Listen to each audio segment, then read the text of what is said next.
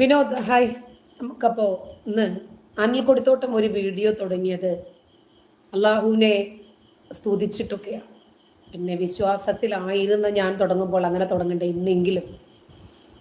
അഊദു ബില്ലാഹി മിനശ് ശൈത്വാനിർ റജീം, അതായത് ശപിക്കപ്പെട്ട പിശാചിന്റെ ഉപദ്രവത്തിൽ നിന്നും അള്ളാഹുവെ ഞാൻ നിന്നോട് കാവൽ ചോദിക്കുന്നു എന്നാണ് അതിന്റെ അർത്ഥം. ഞാൻ പിന്നീട് വിശദീകരിച്ചു തരാം. ബിസ്മില്ലാഹിർ റഹ്മാനിർ റഹീം, കാരുണ്യവാനും കരുണാനിധിയുമായ അള്ളാഹുവിന്റെ നാമത്തിൽ ഞാൻ തുടങ്ങുന്നു എന്നർത്ഥം. അസ്സലാമു അലൈക്കും വറഹ്മത്തുള്ളാഹി, അള്ളാഹുവിന്റെ കാരുണ്യവും അള്ളാഹുവിന്റെ സമാധാനവും നിങ്ങളുടെ മേൽ ഉണ്ടാകട്ടെ എന്നാണ് അതിന്റെ അർത്ഥം. കാര്യങ്ങൾ ഏതാണ്ട് നിങ്ങൾക്ക് മനസ്സിലായിട്ടുണ്ടാവും. പിശാചിനെ സൃഷ്ടിച്ചത് അള്ളാഹു. ആ പിശാചിൽ നിന്നും നിങ്ങൾ എന്നോട് ശരണം ചോദിക്കണം, എന്നോട് രക്ഷ ചോദിക്കണം എന്ന് പഠിപ്പിച്ചതും അള്ളാഹു. കാരുണ്യവാനും കരുണാനിധിയുമായ അള്ളാഹുവിന്റെ നാമത്തിൽ ഞാൻ ആരംഭിക്കുന്നു എന്ന് നിങ്ങൾ പറയണമെന്ന് പറഞ്ഞത് അള്ളാഹു. അള്ളാഹു കാരുണ്യവാനാണ്, അള്ളാഹു കരുണാനിധിയാണ് എന്ന് പറഞ്ഞു തന്നത് അള്ളാഹു. നമ്മളല്ലേ പറയേണ്ടത്? അള്ളാഹു എത്ര കാരുണ്യവാനാണ്, എത്ര കരുണാനിധിയാണ്, എത്ര ദയാലുവാണ്, എത്ര നീതിമാനാണ്, എത്ര സ്നേഹസമ്പന്നനാണ്, ഇതൊക്കെ നമ്മൾ പറയേണ്ടതല്ലേ? നമ്മുടെ ഈ പ്രായപൂർത്തിയാകാത്ത മക്കളോട് പോലും ഞാൻ നിനക്ക് ഇത്രയൊക്കെ ചെയ്തു തന്നില്ലടാ, ഞാൻ നിന്നോട് എത്ര സ്നേഹമുള്ള ആളാണെന്ന് അറിയാമോ? അപ്പൊ അവൻ നമ്മളെ ഇങ്ങനെ നിന്ന് നോക്കും. സ്നേഹമുണ്ടെന്ന് പറയേണ്ടത് ഞാനല്ലേ എന്ന് പറയും. ഇന്ന് കുട്ടികളൊക്കെ ഏറെ പക്വത, ഈ വിഷയത്തിലൊക്കെ അവർ കൃത്യമായിട്ട് പക്വമായ രൂപത്തിലുള്ള മറുപടി പറയും. അയ്യോ, വിനോദ് എൻ്റെ ഒരു ലൈവ് കാണാൻ കൊതിച്ചിരിക്കുമായിരുന്നെന്ന്. Thank you. ആലോചിക്കണം, അള്ളാഹു തന്നെ നമ്മളോട് പറയുവാണ്, എന്നെ കുറിച്ച് നിങ്ങൾ ഇങ്ങനെ പറയൂ. അതുകൊണ്ടാണ് ഇങ്ങനെ തുടങ്ങിയത് കേട്ടോ. അപ്പോ അതിനകത്ത് അനിൽ കൊടുത്തോട്ടം പറയുന്നുണ്ടായിരുന്നു, മുകേഷിനേക്കാൾ മഹാനാണോ നബി എന്ന് ചോദിക്കുന്നുണ്ടായിരുന്നു. എത്ര പ്രവാചകന്മാര് മഹാന്മാരാണെന്ന് നിങ്ങൾ പറയണം എന്നൊക്കെ പറയുന്നുണ്ടായിരുന്നു. ഇരിക്കട്ടെ, ഇപ്പോ നമുക്കൊരു ഹേമ കമ്മീഷൻ റിപ്പോർട്ടാണ് ഏറെ വിവാദമായിരിക്കുന്ന പ്രമാദ വിഷയം. എന്താണ് ഇങ്ങനെ ഒരു കമ്മീഷന്റെ, ഒരു കമ്മിറ്റിയുടെ ആവശ്യകത?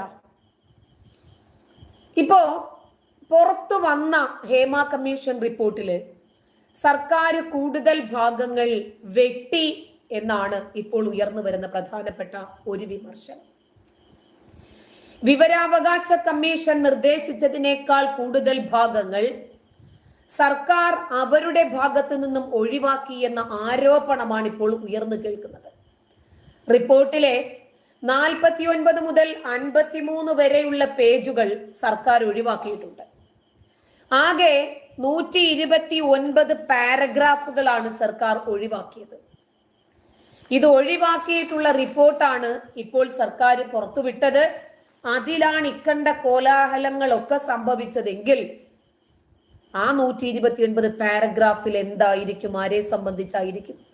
അത് വെട്ടിമാറ്റേണ്ടുന്ന കാര്യം സർക്കാരിനെ സംബന്ധിച്ചിടത്തോളം എന്താണ്? ആരെ സഹായിക്കാനാണ്? ആരെ രക്ഷിക്കാനാണ്? ആരുടെ മുഖം സംരക്ഷിക്കാനാണ്? ആകെ 21 പാരഗ്രാഫുകൾ മാത്രം ഒഴിവാക്കാനാണ് വിവരാവകാശ കമ്മീഷൻ നിർദ്ദേശിച്ചിട്ടുള്ളത്. ഇതിന് വിരുദ്ധമായി സർക്കാരിന്റെ ഈ വെട്ടിനീക്കൽ കൂടുതൽ വിമർശനങ്ങളിലേക്ക് നയിക്കുകയാണ് ഹേമ കമ്മീഷൻ റിപ്പോർട്ട്. ലൈംഗിക അതിക്രമം സംബന്ധിച്ച കൂടുതൽ വിവരങ്ങൾ അടങ്ങിയ ഭാഗമാണ് ഒഴിവാക്കിയത് എന്ന് ആരും വിമർശിക്കാതെ തന്നെ നമുക്ക് മനസ്സിലാകും. അതല്ലെങ്കിൽ ആരെയെങ്കിലും രക്ഷിക്കാൻ വേണ്ടി അല്ലെങ്കിൽ 129 പാരഗ്രാഫ് മാറ്റേണ്ട കാര്യമുണ്ടോ?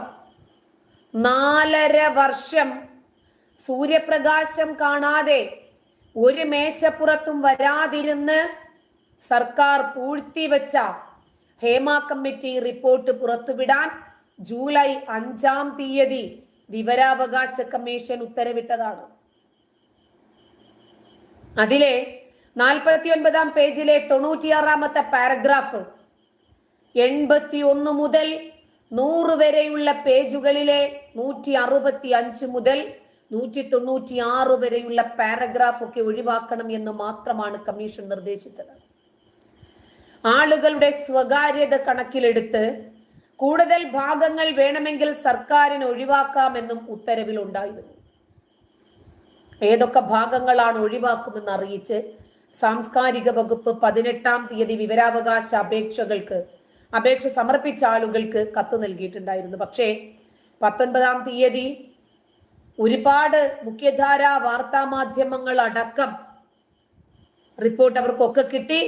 അവരുടെയൊക്കെ കൈകളിൽ ഇത് കിട്ടിയ സമയത്ത് ഒരു മുന്നറിയിപ്പുമില്ലാതെ സർക്കാർ കൂടുതൽ ഭാഗങ്ങൾ വെട്ടിമാറ്റിയിരിക്കുന്നു. 49 മുതൽ 53 വരെയുള്ള പേജുകളാണ് പൂർണ്ണമായും ഒഴിവാക്കിയത്. 29 പാരഗ്രാഫുകൾ ഒഴിവാക്കാൻ വിവരാവകാശ കമ്മീഷൻ പറഞ്ഞു. അവിടെ നിന്ന് 129ഓളം പാരഗ്രാഫുകളാണ് സർക്കാർ വെട്ടിമാറ്റിയത്. മലയാള സിനിമാ രംഗത്തെ പ്രമുഖർ തന്നെ ലൈംഗിക അതിക്രമം നടത്തിയെന്ന് ഹേമ കമ്മിറ്റിക്ക് ബോധ്യപ്പെട്ടു എന്ന് 96-ാം പാരഗ്രാഫില് തുടർച്ചയായിട്ടുള്ള ഭാഗങ്ങൾ ഇന്ന് ആ കമ്മിറ്റി റിപ്പോർട്ടിലില്ല. മലയാള സിനിമയിലെ ലൈംഗിക അതിക്രമങ്ങൾ സംബന്ധിച്ച സുപ്രധാന വിവരങ്ങൾ അടങ്ങിയ ഭാഗം സർക്കാർ മനഃപൂർവ്വം ഒഴിവാക്കി എന്നാണ് ആക്ഷേപം ഉയരുന്നത്. എന്നാൽ വിവരാവകാശ കമ്മീഷൻ ഒഴിവാക്കണമെന്ന് നിർദ്ദേശിച്ച 96-ാമത്തെ പാരഗ്രാഫ് പുറത്തുവിട്ട റിപ്പോർട്ടിൽ ഉൾപ്പെട്ടിട്ടുമുണ്ട്. ഒഴിവാക്കുമെന്ന് സർക്കാർ അറിയിച്ച 147-ാമത്തെ പാരഗ്രാഫും കൈമാറിയിട്ടുണ്ട്. ആരുടെയും നിർദ്ദേശമില്ലാതിരുന്നിട്ടും സുപ്രധാനമായ വെളിപ്പെടുത്തലുകൾ അടങ്ങിയ പേജുകൾ സർക്കാർ വെട്ടിയത് ആരെ സംരക്ഷിക്കാനാണ് എന്ന ചോദ്യമാണ് ഉയർന്നു വരുന്നത്. ഇക്കാര്യം മാധ്യമപ്രവർത്തകരെ അറിയിക്കാത്തതിലും ദുരൂഹതയുണ്ട്. ഈ സർക്കാർ നടപടിക്കെതിരെ ആദ്യമായിട്ട് തന്നെ ഏഷ്യാനെറ്റ് ന്യൂസ് വിവരാവകാശ കമ്മീഷന് പരാതി നൽകുന്നു. എന്നാൽ ഹേമ കമ്മിറ്റി റിപ്പോർട്ടിൽ കൂടുതൽ ഒന്നും വിശദീകരിക്കാനില്ല എന്ന് മന്ത്രി സജി ചെറിയാൻ വ്യക്തമാക്കിയതും വിമർശനങ്ങൾ ഉയർത്തുകയാണ്. സർക്കാർ നിലപാട് നേരത്തെ വിശദീകരിച്ചതാണെന്നും പറയുന്നു. ഇതിൽ കൂടുതലൊന്നും പറയാനില്ലത്രേ. തുടർ നടപടി കോടതി തീരുമാനിക്കട്ടെ എന്ന് സജി ചെറിയാൻ ലളിതമായി പറഞ്ഞതങ്ങ് അവസാനിപ്പിച്ചു. ഹേമ കമ്മിറ്റി റിപ്പോർട്ടിന്റെ അടിസ്ഥാനത്തിൽ FIR രജിസ്റ്റർ ചെയ്യാനാകത്തില്ലെന്നാണ് മന്ത്രി AK ബാലൻ പറഞ്ഞത്. അന്വേഷണം നടത്തണം, അതിനുശേഷം മാത്രമേ കേസിൽ തീരുമാനമെടുക്കാൻ സാധിക്കൂ. ഹൈക്കോടതി 10-ന് കേസ് പരിഗണിക്കുന്ന സമയത്ത് വ്യക്തത വരുമെന്ന് നമുക്ക് പ്രതീക്ഷിക്കാം. പരാതിക്കാർ മുമ്പിലില്ല, പിന്നിലാണെന്നും AK ബാലൻ പറഞ്ഞു. ഈ റിപ്പോർട്ടിൽ പോക്സോ പരാതി ഉണ്ടായെന്ന് അറിയില്ലെന്നും ചില പേജുകൾ ഒഴിവാക്കിയിട്ടാണോ പുറത്തുവിട്ടതെന്ന് അറിയില്ലെന്നും സ്വമേധയാ കേസെടുക്കാനാകില്ലെന്നും വനിതാ കമ്മീഷൻ അധ്യക്ഷയായ P. സതീദേവി പറഞ്ഞു. പോക്സോ പരാതി ഉണ്ടോ എന്ന് ഹൈക്കോടതി പരിശോധിക്കണം. കോടതി പറഞ്ഞാൽ മാത്രമേ അതിന്റെ നടപടി സ്വീകരിക്കാൻ പറ്റൂ എന്നുമാണ് പറഞ്ഞത്. ഇത് ആരെ സംരക്ഷിക്കുന്നതിന് വേണ്ടിയാണ് എന്ന് ആലോചിക്കണം. ഒരു കാര്യമാണ് വീണ്ടും വീണ്ടും നമുക്ക് ചോദിക്കേണ്ടി വരുന്നത്. ഇപ്പൊ ഒരു ഹേമ കമ്മിറ്റി റിപ്പോർട്ട് കൊണ്ട് ഒരുപാട് പൊയ്മുഖങ്ങൾ അഴിഞ്ഞു വീണു. ഒരുപാട് ആളുകളെ സംബന്ധിച്ച് നമുക്ക് കൂടുതൽ കാര്യങ്ങൾ മനസ്സിലായി. അവരുടെയൊക്കെ യഥാർത്ഥ സ്വഭാവം എന്തായിരുന്നു? ഒരു പെണ്ണിനെ ഒറ്റയ്ക്ക് താൻ ഇരിക്കുന്നിടത്തേക്ക് വിളിച്ചു വരുത്തി അവരോട് ഈ രൂപത്തിലുള്ള അതിക്രമം കാണിച്ച് ഞാൻ എന്തോ വലിയ ഒരു കേമനാണ് എന്ന് കാണിച്ചതുപോലെ ഒന്ന് ആലോചിച്ചു നോക്കണം. ഇവർക്ക് ഈ സിനിമ കൊണ്ട് ഒരുപാട് നേട്ടങ്ങളുണ്ട്. അത്രമാത്രം അവര് നേടി. അവർക്ക് ലൈംഗികത വേണമായിരുന്നു, പണം വേണമായിരുന്നു, പ്രശസ്തി വേണമായിരുന്നു. അതെല്ലാം അവര് നേടിയെടുത്തു.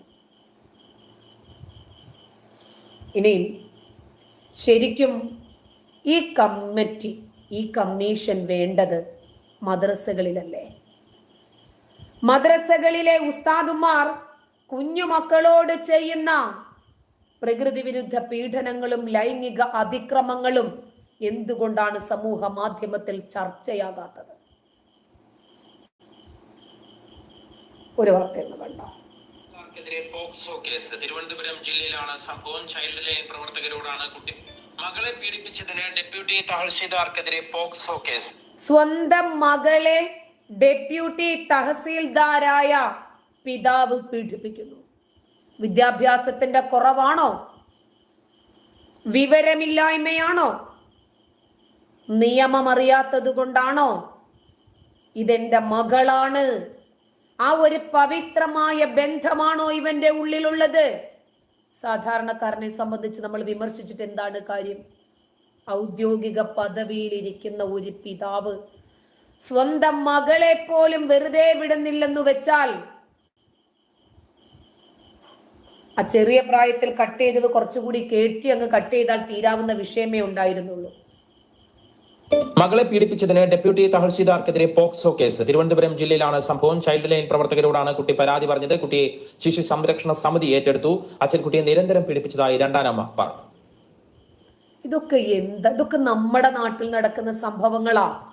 മറ്റത് പ്രായപൂർത്തിയായ സ്ത്രീകളെയാണ്, അതല്ലെങ്കിൽ പ്രായപൂർത്തിയാകാത്ത 17 വയസ്സുള്ള സമയത്താണ് ഒരു പെണ്ണിനെ ഒരു സംവിധായകൻ പീഡിപ്പിച്ചു എന്ന് പറയുന്നത്. ഇത് മദ്രസയിൽ പഠിക്കുന്ന കുഞ്ഞുങ്ങൾക്ക് എത്ര പ്രായമുണ്ടാകും? അപ്പോഴാണ് മോള് പറഞ്ഞത്, വാപ്പാച്ചി അടുത്ത് കിടക്കുമ്പോഴാണ് എനിക്ക് ഇങ്ങനെ കിടക്കുന്നത് വരുന്നത്. എൻ്റെ അടുത്ത് എനിക്ക് ഇഷ്ടമല്ല വാപ്പച്ചി എൻ്റെ അടുത്ത് കിടക്കുന്നത്. ഇത് പറഞ്ഞിട്ട് എന്ത് വാപ്പച്ചി കേൾക്കാത്തത് മച്ചി എന്ന് പറഞ്ഞിട്ട് കൊച്ചു എൻ്റെ അടുത്ത് വന്നിരുന്ന കാര്യം എനിക്ക് ഇഷ്ടമല്ല വാപ്പച്ചിയ, എൻ്റെ വാപ്പച്ചി എൻ്റെ അടുത്ത് കിടക്കണ്ട എന്ന് പറഞ്ഞാലും വാപ്പച്ചി കേൾക്കൂല. പിന്നെ ഇപ്പം കൊച്ചു എന്നെ പറഞ്ഞു, ഉമ്മച്ചി എനിക്ക് ഉറങ്ങണം, ഉമ്മച്ചി വാ, എനിക്ക് പേടിയാണ് വാപ്പച്ചിയുടെ അടുത്ത് കിടക്കാൻ. അങ്ങനെ എൻ്റെ അടുത്ത് പറഞ്ഞ സമയത്ത് ഞാൻ പറഞ്ഞു, മോളെ ഞാൻ എന്ത് ചെയ്യാൻ പറ്റും? വേറെ ആരടുത്ത് പറഞ്ഞിട്ടും ഒരു കഥയില്ല. കാരണം അവരുടെ സഹോദരങ്ങളെല്ലാം അവരുടെ സൈഡ്. മോളുടെ തന്നെ ഞാൻ പറഞ്ഞു, മോളെ രക്ഷയ്ക്ക് ഒരു കാര്യം ചെയ്യാം. ഒരുപാട് പാൻറ്റീസ് ഒക്കെ ഞാൻ ഇടിയിച്ച് 10ഉം 12ഉം പാൻറ്റീസ് ഇടിയിച്ചിട്ടാണ് ഞാൻ കിടത്തുന്നത് മോള്. എന്നിട്ടും മോൾക്ക് പേടിയാണ്. മോള് രാത്രി ഉറക്കത്തിൽ ചാടി എണീച്ചിരുന്നിട്ട് ഉമ്മച്ചിന്നിരുന്ന് വിളിക്കും. ഞാൻ പറയും, മോളെ കുഴപ്പമില്ല, ഞാൻ ഇവിടെ അടുത്ത് തന്നെ ഉണ്ട് എന്ന് പറയുമ്പം പിന്നെ അവൻ കിടക്കും. അങ്ങനെ ഒരു ഭീതിജനകമായ രാത്രികളായിരുന്നു അത്. ടീച്ചർ അടുത്ത് പറഞ്ഞെന്നോ എങ്ങനെയാണെന്നോ എനിക്കറിയില്ല. സ്കൂളിൽ നിന്ന് ടീച്ചർ ഒരു ദിവസം വിളിച്ചിട്ട് മോളെ സ്കൂളിൽ രാവിലെ കൊണ്ടുവരണം എന്ന് പറഞ്ഞപ്പോൾ മാത്രമേ എനിക്ക് അറിയാവൂ ഇന്നതാണ് കാര്യമെന്ന്. അതും അറിയുന്നില്ല. ചെന്നപ്പോഴാണ് പറഞ്ഞത്, ടീച്ചർ പറഞ്ഞു എന്തെങ്കിലും പ്രശ്നമുണ്ടോ കുട്ടിക്കെന്ന് ചോദിച്ചു. ഭയങ്കര വിഷമമായിട്ടാണ് ഇരിക്കുന്നത്, അത് കരയുന്നുണ്ട്. അങ്ങനെ ഞാൻ എന്ത് കാര്യം ചോദിച്ചപ്പോഴത്തേക്കാണ് പറഞ്ഞത്, എനിക്ക് വാപ്പായിൽ നിന്ന് ഇങ്ങനെ ഒരു മോശമായതുണ്ട്. അപ്പോൾ എൻ്റെ അടുത്ത് ടീച്ചർ പറഞ്ഞു കൗൺസിലറെ ഒന്ന് കാണണമെന്ന് പറഞ്ഞു. ഡെപ്യൂട്ടി തഹസീൽദാരായ പിതാവ് സാധാരണക്കാരനാണോ? ഇതിങ്ങനെ സംഭവിച്ചാൽ പിടിക്കപ്പെട്ടാൽ ഉണ്ടാകുന്ന ഭവിഷ്യത്തുകളെ സംബന്ധിച്ച് അറിയാത്തവനാണോ? ഇങ്ങനെ സംഭവിച്ചാൽ സ്വന്തം മകൾ അനുഭവിക്കുന്ന മെന്റൽ ട്രോമയെ കുറിച്ച് അറിയാത്തവനാണോ ഇവൻ? നമ്മുടെ അബ്ബാസ് ഉസ്താദ് പറഞ്ഞതുപോലെ ഇവന്റെ സുന മുഴുവനും ഛേദിക്കാനുള്ള നിയമമാണ് നമ്മുടെ നാടുകളിൽ വേണ്ടത്. Ayisha commission report, Hema commission റിപ്പോർട്ടൊക്കെ എത്രയോ ചെറുതാണോ എന്ന് തോന്നിപ്പോയില്ലേ? സ്വന്തം പിതാവിന്റെ മുന്നിൽ നിന്ന്, അയാളിൽ നിന്ന് പ്രായപൂർത്തിയാകാത്ത തന്റെ സ്വന്തം മകളെ സംരക്ഷിക്കാൻ ഒരു മാതാവ് 12 പാൻറ്റീസ് ഇട്ട് കൊടുക്കുന്നു മകൾക്ക്. സ്വന്തം മകൾ, ഇവന്റെ ബീജത്തിൽ പിറന്ന കുഞ്ഞ്, ഇവന്റെ വീട്, ഇവന്റെ ഭാര്യ, ഒരു കട്ടിൽ, ഒരു റൂം. എങ്ങനെ തോന്നുമെന്ന് പറയും? എന്റെ ലൈവ് കണ്ടുകൊണ്ട് ഇത്രയും ആൾക്കാർ ഇരിക്കുന്നുണ്ടല്ലോ, നിങ്ങൾക്ക് എന്താണ് ഇതിന്റെ അഭിപ്രായമെന്ന് നിങ്ങൾ ഇതിനകത്ത് രേഖപ്പെടുത്ത്. നമ്മുടെ വീട്ടിലൊക്കെ മക്കളില്ലേ? ഇല്ലേ? ഒരുത്തം വന്ന് കണ്ടില്ലേ എന്റെ ഉമ്മയെ കുറിച്ച് എഴുതുന്നത്? ഇവന്റെ വീട്ടിൽ ഇവന്റെ മക്കളെ ഇവൻ പീഡിപ്പിക്കുന്നില്ല നമുക്ക് പറയാൻ പറ്റുമോ? ഒരു പെണ്ണിനെ കണ്ടാൽ ഉടനെ, അതിനെയും എത്ര പ്രായമുള്ള ആളാകട്ടെ പ്രശ്നമില്ല, ഇവനെയൊക്കെ എന്ത് ചെയ്യണം? ഒരുത്തം കണ്ടില്ലേ, ഇവനൊക്കെ മുഹമ്മദിന്റെ യഥാർത്ഥ അനുയായികളാ.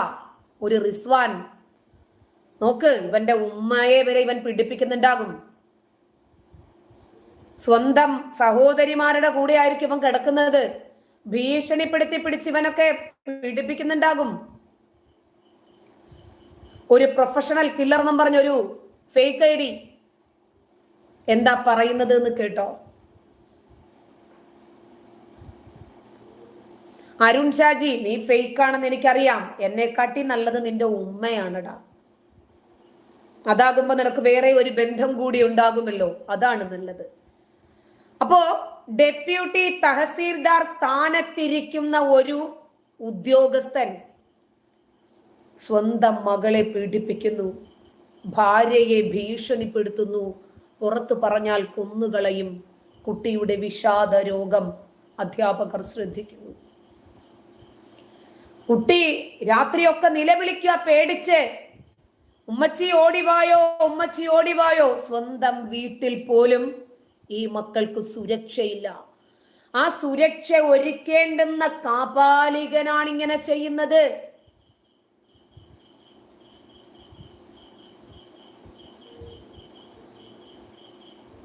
അതെ വിനോദ, ഞാൻ സമ്മതിച്ചു, അവന്റെ ഉമ്മ അത്തറി തന്നെയാണ്, ഒരു സംശയവും ഇല്ലെന്നേ. അവന്റെ ഉമ്മയുടെ സ്വഭാവമല്ലേ അവനും കാണിക്കുള്ളൂ. അപ്പൊ ഇവരെയൊക്കെ എന്തു പറയണമെന്ന് ആലോചിച്ചു നോക്ക്, തീർന്നിട്ടില്ല. നമസ്കാരം. 8 വയസ്സുകാരനെ പ്രകൃതി വിരുദ്ധ പീഡനത്തിന് ഇരയാക്കിയ മുസ്ലിം പള്ളിയിലെ ഉസ്താദിനെ കുടൽ പോലീസ് അറസ്റ്റ് ചെയ്തു. കുഞ്ഞകൾ മുസ്ലിം പള്ളിയിലെ ഉസ്താദായ കലഞ്ഞൂർ ഇടത്തറ സഖീനത്തു മനസ്സിലിൽ അബ്ദുൾ സമദിനെയാണ് കൂടൽ SHO G പുഷ്പകുമാർ അറസ്റ്റ് ചെയ്തത്. കൂടൽ പ്രാഥമിക 8 വയസ്സുള്ള കുഞ്ഞിനെ മദ്രസയിൽ പഠിക്കാൻ വന്ന കുഞ്ഞിന്റെ ഏത് ശരീരഭാഗം കണ്ടപ്പോഴായിരിക്കും ഇവർക്ക് ഉദ്ധാരണം ഉണ്ടായത് എന്ന് ചോദിച്ചാൽ അതെങ്ങനെയാണ് വൾക്കറാകുന്നത്? ഇവർക്ക് ചെയ്യാമോ? പറയുമ്പോ മാത്രമാണോ പ്രശ്നം? നമസ്കാരം. കൊല്ലം കരുനാഗപ്പള്ളിയിൽ 10 വയസ്സുകാരിയായ പെൺകുട്ടിയെ പിന്തുടർന്ന് വീട്ടിലെത്തി ലൈംഗിക അതിക്രമം നടത്തിയ 44 വയസ്സുകാരൻ അറസ്റ്റിലായി. കരുനാഗപ്പള്ളി തഴവ കുറ്റിപ്പുറം സ്വദേശി നൌഷാദാണ് പിടിയിലായത്. മതപാഠശാലയിലെ അധ്യാപകനായ പ്രതി പെൺകുട്ടിയെ പിന്തുടർന്ന് വീട്ടിലെത്തുകയും ലൈംഗിക അതിക്രമം നടത്തുകയുമായിരുന്നു. വീട്ടിൽ ആരുമില്ലാത്ത സമയത്തായിരുന്നു സംഭവം. എന്നാൽ ഉടൻ തന്നെ കുട്ടി പ്രതിയെ വീടിന് പുറത്താക്കി കതകടച്ച് രക്ഷപ്പെടുകയായിരുന്നു. സംഭവം കുട്ടി സ്കൂളിലെ അധ്യാപികയോടാണ് ആദ്യം പറഞ്ഞത്. തുടർന്ന് സ്കൂളിലെ 10 വയസ്സുള്ള കുഞ്ഞിന് അങ്ങനെയെങ്കിലും പ്രതികരിക്കണമെന്ന് തോന്നി നരസിംഹം. ശരിയാണ്. മദ്രസ എന്നു മാത്രം ഗൂഗിളിൽ അടിച്ചു നോക്ക്, ഫേസ്ബുക്കിൽ നോക്ക്, യൂട്യൂബിൽ നോക്ക്, ഇവന്മാരുടെ ലീലാവിലാസങ്ങൾ മൊത്തവും കാണാം. പകല് വഴിതെറ്റുന്ന യുവതലമുറ. ഷെഫീഖ് കാസിമിയുടെ പ്രധാനപ്പെട്ട വിഷയമായിരുന്നു വഴിതെറ്റുന്ന യുവത. 9ാം ക്ലാസ്സിൽ പഠിക്കുന്ന സ്വന്തം സുഹൃത്തിന്റെ മകളെ വണ്ടിയിൽ കൊണ്ടുപോകുന്നു പീഡിപ്പിക്കാൻ. തൊഴിലുറപ്പുകാര് കാണുന്നു. അതുകൊണ്ട് മാത്രം കുലുങ്ങിയ ഇന്നോവയെ പിടിച്ചു നിർത്താൻ തൊഴിലുറപ്പുകാർക്ക് കഴിഞ്ഞു. നീ നോക്കിയോ, ഒരു ഉസ്താദ് മിമ്പറിലൊക്കെ കയറി നിന്നാലുണ്ടല്ലോ തീപ്പൊരി പ്രസംഗമാ, തീപ്പൊരി പ്രസംഗം ഒരുപാടുണ്ട്. ഞാനൊരു 5-6 മാത്രം ഒന്ന് കേൾപ്പിക്കുവാണ്. നമസ്കാരം. കാസർഗോഡ് ആദൂർ പോലീസ് സ്റ്റേഷൻ പരിധിയിലെ പ്രസിദ്ധനായ ഇസ്ലാമിക പ്രഭാഷകനും മതപണ്ഡിതനുമായ സുബൈർ ദാരിമിയെ നിങ്ങൾക്ക് പരിചയമുണ്ടാവും. യൂട്യൂബിൽ വളരെയധികം പ്രേക്ഷകരുള്ള ഒരു പണ്ഡിത പ്രഭാഷകനാണ് ഇദ്ദേഹം. ആദ്യം ഇദ്ദേഹത്തിന്റെ ചില പ്രഭാഷണങ്ങളുടെ അല്പം ചില ഭാഗങ്ങൾ, 1 മിനിറ്റ് താഴെയുള്ള ഭാഗങ്ങൾ ഞങ്ങളുടെ പ്രേക്ഷകർ കേൾക്കണം. എനിക്കില്ലാത്തൊരു തൊമ്മാടിത്തര ഞാൻ പഠിച്ചുപോയി, ഒരു വേണ്ടാത്ത സ്വഭാവം ഞാൻ പഠിച്ചുപോയി.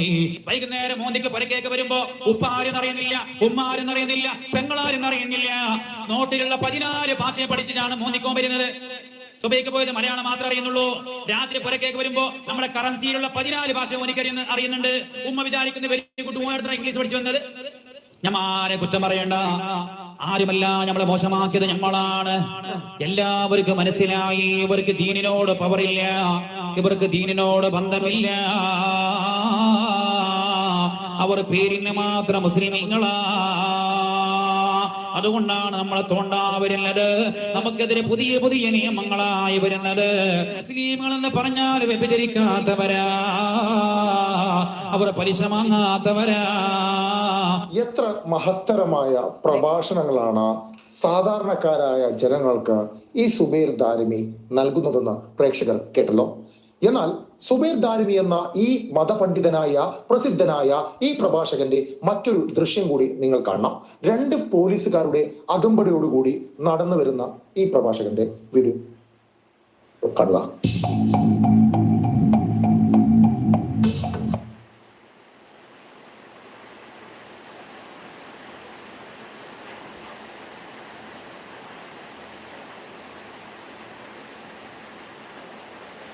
വരുന്ന കാഴ്ചയൊന്നുമല്ല. പകരം ഇദ്ദേഹം പഠിപ്പിച്ച വിദ്യാർത്ഥികളെ പീഡിപ്പിച്ചതിന് പോലീസ് പോക്സോ കേസെടുത്ത് ജയിലിലേക്ക് ആക്കുന്ന വഴി മെഡിക്കൽ ടെസ്റ്റിനായി ആശുപത്രിയിൽ എത്തിച്ചപ്പോഴുള്ള ദൃശ്യമാണ്. സാധാരണക്കാരായ വിശ്വാസികളെ പ്രഭാഷണ പരമ്പരകൾ സൃഷ്ടിച്ച് ഒരുപാട് ആരാധകരെ നേടിയെടുത്ത് ആളുകളെ ആകർഷിച്ചത് ഇദ്ദേഹത്തിന് ഇത്തരം വിദ്യാർത്ഥികളെ പ്രകൃതി വിരുദ്ധ ചൂഷണത്തിന് വിധേയമാക്കാനായിരുന്നു. ഇദ്ദേഹം കേരളത്തിൽ ആദ്യമായി ജോലി ചെയ്തത് ബദിയടുക്ക പോലീസ് സ്റ്റേഷൻ പരിധിയിലെ. ഇവന്മാരെ വിമർശിക്കുമ്പോൾ ചില കുണ്ടനടിക്കാർക്ക് കുരുക്കൾ പൊട്ടുന്നത് നിങ്ങൾ ഈ കമന്റ് ബോക്സിൽ ഒന്ന് നോക്കിക്കേ. കാരണം എന്താണെന്നറിയാമോ? ഇവന്മാരും വീടുകളിൽ ചെയ്യുന്നത് ഇതാ.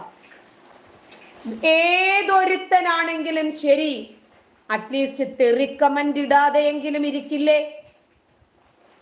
കാരണം ഇവരും ഇതിനെ അംഗീകരിക്കുന്നു. ഇവരും ഇങ്ങനെ തന്നെയാണ്.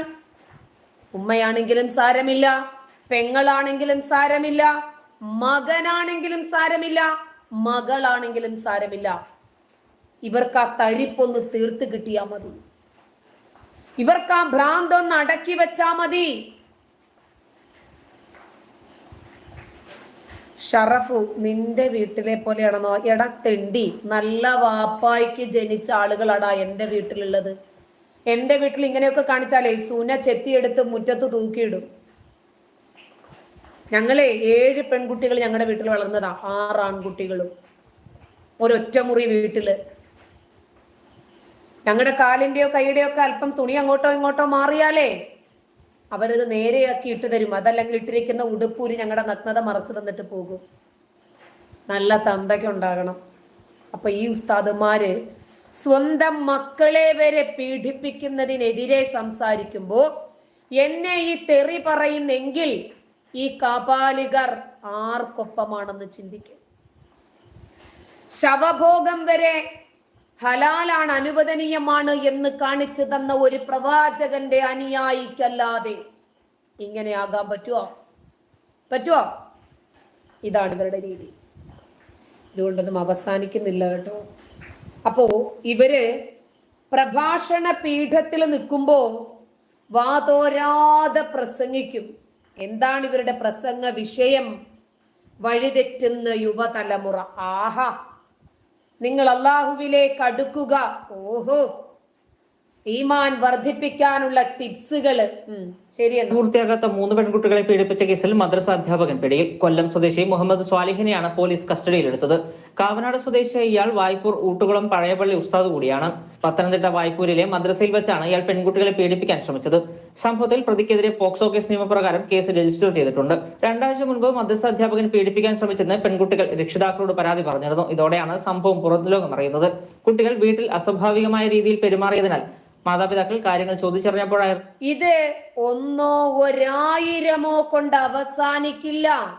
അതുകൊണ്ടാണ് ഹേമ കമ്മീഷൻ റിപ്പോർട്ടിനേക്കാൾ ഏറ്റവും ആദ്യം അനിവാര്യമായി വരുന്നത് ആയിഷ കമ്മീഷൻ റിപ്പോർട്ടാണ്. മദ്രസകളിലെ സംബന്ധിച്ച് ഒരു പഠനം നടത്തട്ടെ. പീഡിപ്പിച്ച കേസിൽ ഇമാം ഷെയ്ഖ് അൽ ഖാസിനി കുറ്റം സമ്മതിച്ചു. വീട്ടിൽ കൊണ്ടുവിടാമെന്ന് പറഞ്ഞാണ് പെൺകുട്ടിയെ വാഹനത്തിൽ കയറ്റിയത്. തൊഴിലുറപ്പ് സ്ത്രീകൾ അതാണ് ഷെഫീഖ് ഖാസിനിയുടെ വീഡിയോ.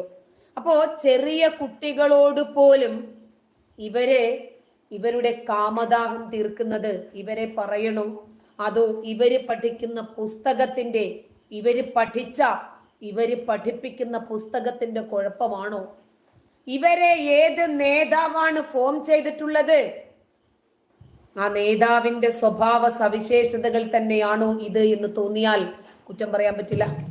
വിദ്യാർത്ഥിയെ പ്രകൃതി വിരുദ്ധ പീഡനത്തിനിരയാക്കിയ മദ്രസ അധ്യാപകനെ തൃശൂർ ചേർപ്പ് പോലീസ് അറസ്റ്റ് ചെയ്തു. ചിറക്കൽ ദാറുൽ ഇസ്ലാം മദ്രസ അധ്യാപകനായ അഷ്റഫാണ് പിടിയിലായത്. മലപ്പുറത്ത് നിന്നാണ്. ഇങ്ങനെ 1 1000 അല്ല, ഇവരിതിനെ ഒറ്റപ്പെട്ട സംഭവങ്ങളാണ് എന്ന് പറഞ്ഞ് ലളിതവൽക്കരിക്കുമായിരിക്കും.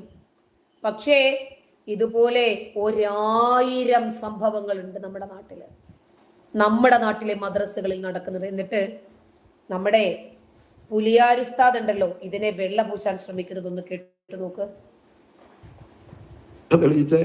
എന്താ തെളിയിച്ചേ?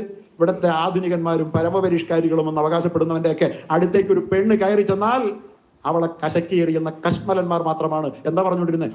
ആണും പെണ്ണും തമ്മിലൊന്ന് കണ്ടുപോയാൽ എന്താ ആകാശം ഇടിഞ്ഞു വീഴുമോ? ഇസ്ലാമിന്റെ പഴഞ്ചൻ സംസ്കാരവും കൊണ്ട് വരികയാണ് തീവ്രവാദികൾ എന്നൊക്കെയല്ലേ പറഞ്ഞേ. എവിടെയെങ്കിലും ഒരു പെണ്ണൊരാണിന്റെ അടുത്തേക്ക് തനിച്ച് കയറി പോയിട്ട് സുരക്ഷിതയായി കടന്നു വന്നു എന്ന് പറയാനാവുന്ന എന്തെങ്കിലും തെളിവുണ്ടോ? എന്താ ഹേമ കമ്മീഷൻ കേരളം മുഴുവൻ ചർച്ച ചെയ്തുകൊണ്ടിരിക്കുകയാണല്ലോ. ഇവിടുത്തെ വലിയ എത്ര പേരാ അവന്റെയൊക്കെ ആരാധകന്മാരായിട്ടുള്ളത്? എത്ര പേരാണ് ഈ വൃത്തികെട്ടവന്മാരുടെ ആരാധകന്മാരായിട്ടുള്ളത്? ഈ സമുദായം മുഴുവൻ അവന്റെയൊക്കെ ആരാധകന്മാരാണ്. അള്ളാഹുവിന്റെ ആരാധനയ്ക്ക് പകരം അവന്റെയൊക്കെ ഫാൻസായി മാറി. ആരുടെ അന്യ സ്ത്രീ പുരുഷ ബന്ധത്തിന്റെ അള്ളാഹു കൽപ്പിച്ച പരിശുദ്ധമായ സന്ദേശത്തിന്റെ അന്തസത്തയെ തൊടാൻ കഴിയാത്ത വൃത്തികെട്ടവന്മാർ, മനസ്സിൽ വിശുദ്ധിയില്ലാത്തവന്മാർ അല്ലേ സർക്കാരിനെ പിടിച്ചുലച്ചത്? മുഖ്യമന്ത്രിമാർ വരെ എത്തിച്ചേർന്ന വിവാദങ്ങളിലേക്ക് ഓരോ മന്ത്രിമാരും ജനപ്രതിനിധികളും അപവാദ ചുഴിയിലകപ്പെട്ടത് ഒരൊറ്റ പെണ്ണ് കാരണമല്ലേ? ഈ സർക്കാരല്ല, ഇതിനു മുമ്പത്തെ സർക്കാർ.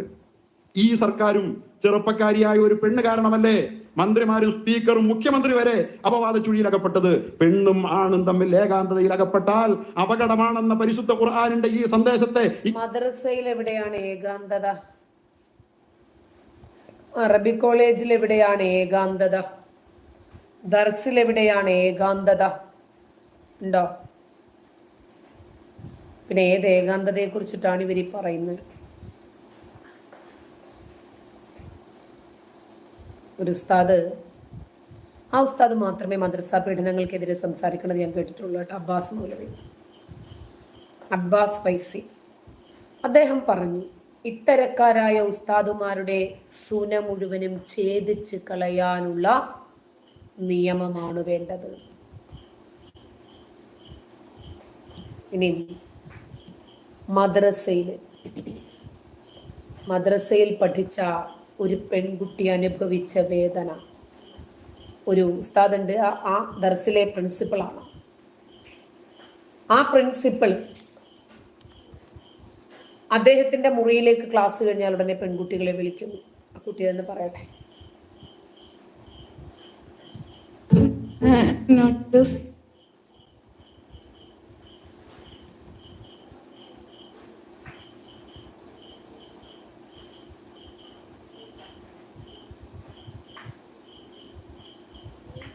അടുത്തിരുത്തി ഒരു ടീച്ചേഴ്സ് ചോദിക്കാൻ വേണ്ടി വന്നപ്പോൾ ഒരു ടീച്ചർ പറഞ്ഞ് ചോദിക്കരുത്, അത് അവരുടേതായിട്ട് അവർ ചെയ്തോളും, നന്നായിട്ടൊന്നും. എനിക്ക് അനുഭവം ഉണ്ടായി. എനിക്ക് എൻ്റെ ഉമ്മയെ വാപ്പുണ്ട് പറയാൻ. അവിടെ കുറെ പിള്ളേരുണ്ട് ഉമ്മയെ വാപ്പില്ലാത്തവര്.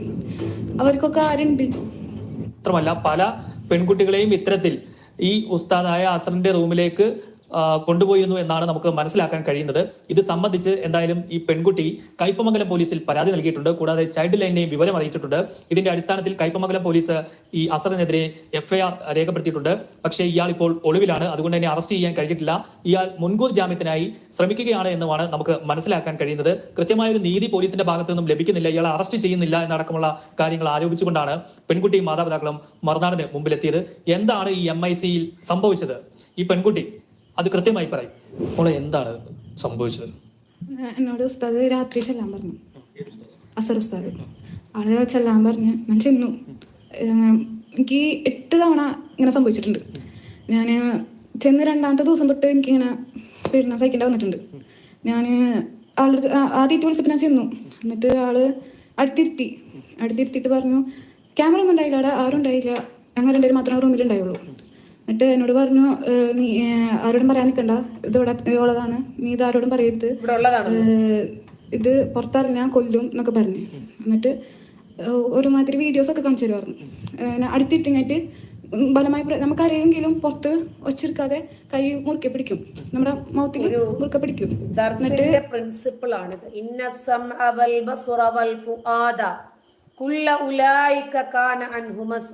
എന്ന ഖുർആൻ വചനം പഠിപ്പിക്കേണ്ടവർ. നിങ്ങളുടെ കണ്ണും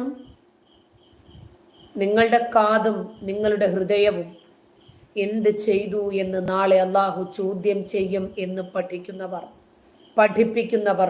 ജീവിതത്തിൽ ഇംപ്ലിമെന്റ് ചെയ്യുന്നവർ. നോക്ക്, ഞാൻ ഈ മതം ഉപേക്ഷിച്ചിട്ടാണ് ഈ മതത്തെ വിമർശിക്കുന്നത്. ഇവരീ മതത്തിൽ നിന്നിട്ടാണ് ഈ മതനിന്ദ കാണിക്കുന്നത്. ഈ ഉസ്താദുമാർ മതവിശ്വാസികളല്ല എന്ന് പറയാൻ ആരെങ്കിലും തയ്യാറാകുമോ? ഇവരെ പള്ളി മഹല്ലിൽ നിന്ന് വിലക്കാൻ ഇവരാരെങ്കിലും തയ്യാറാകുമോ? ഇവർ മതനിന്ദ നടത്തി എന്ന് പറയാൻ ആരെങ്കിലും തയ്യാറാകുമോ?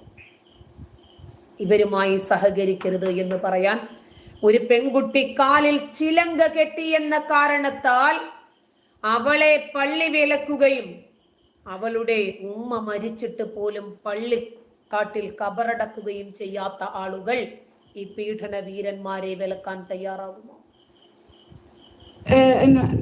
മൂലക്ക് കൊണ്ട് വലിച്ചു കൊണ്ടുപോയി.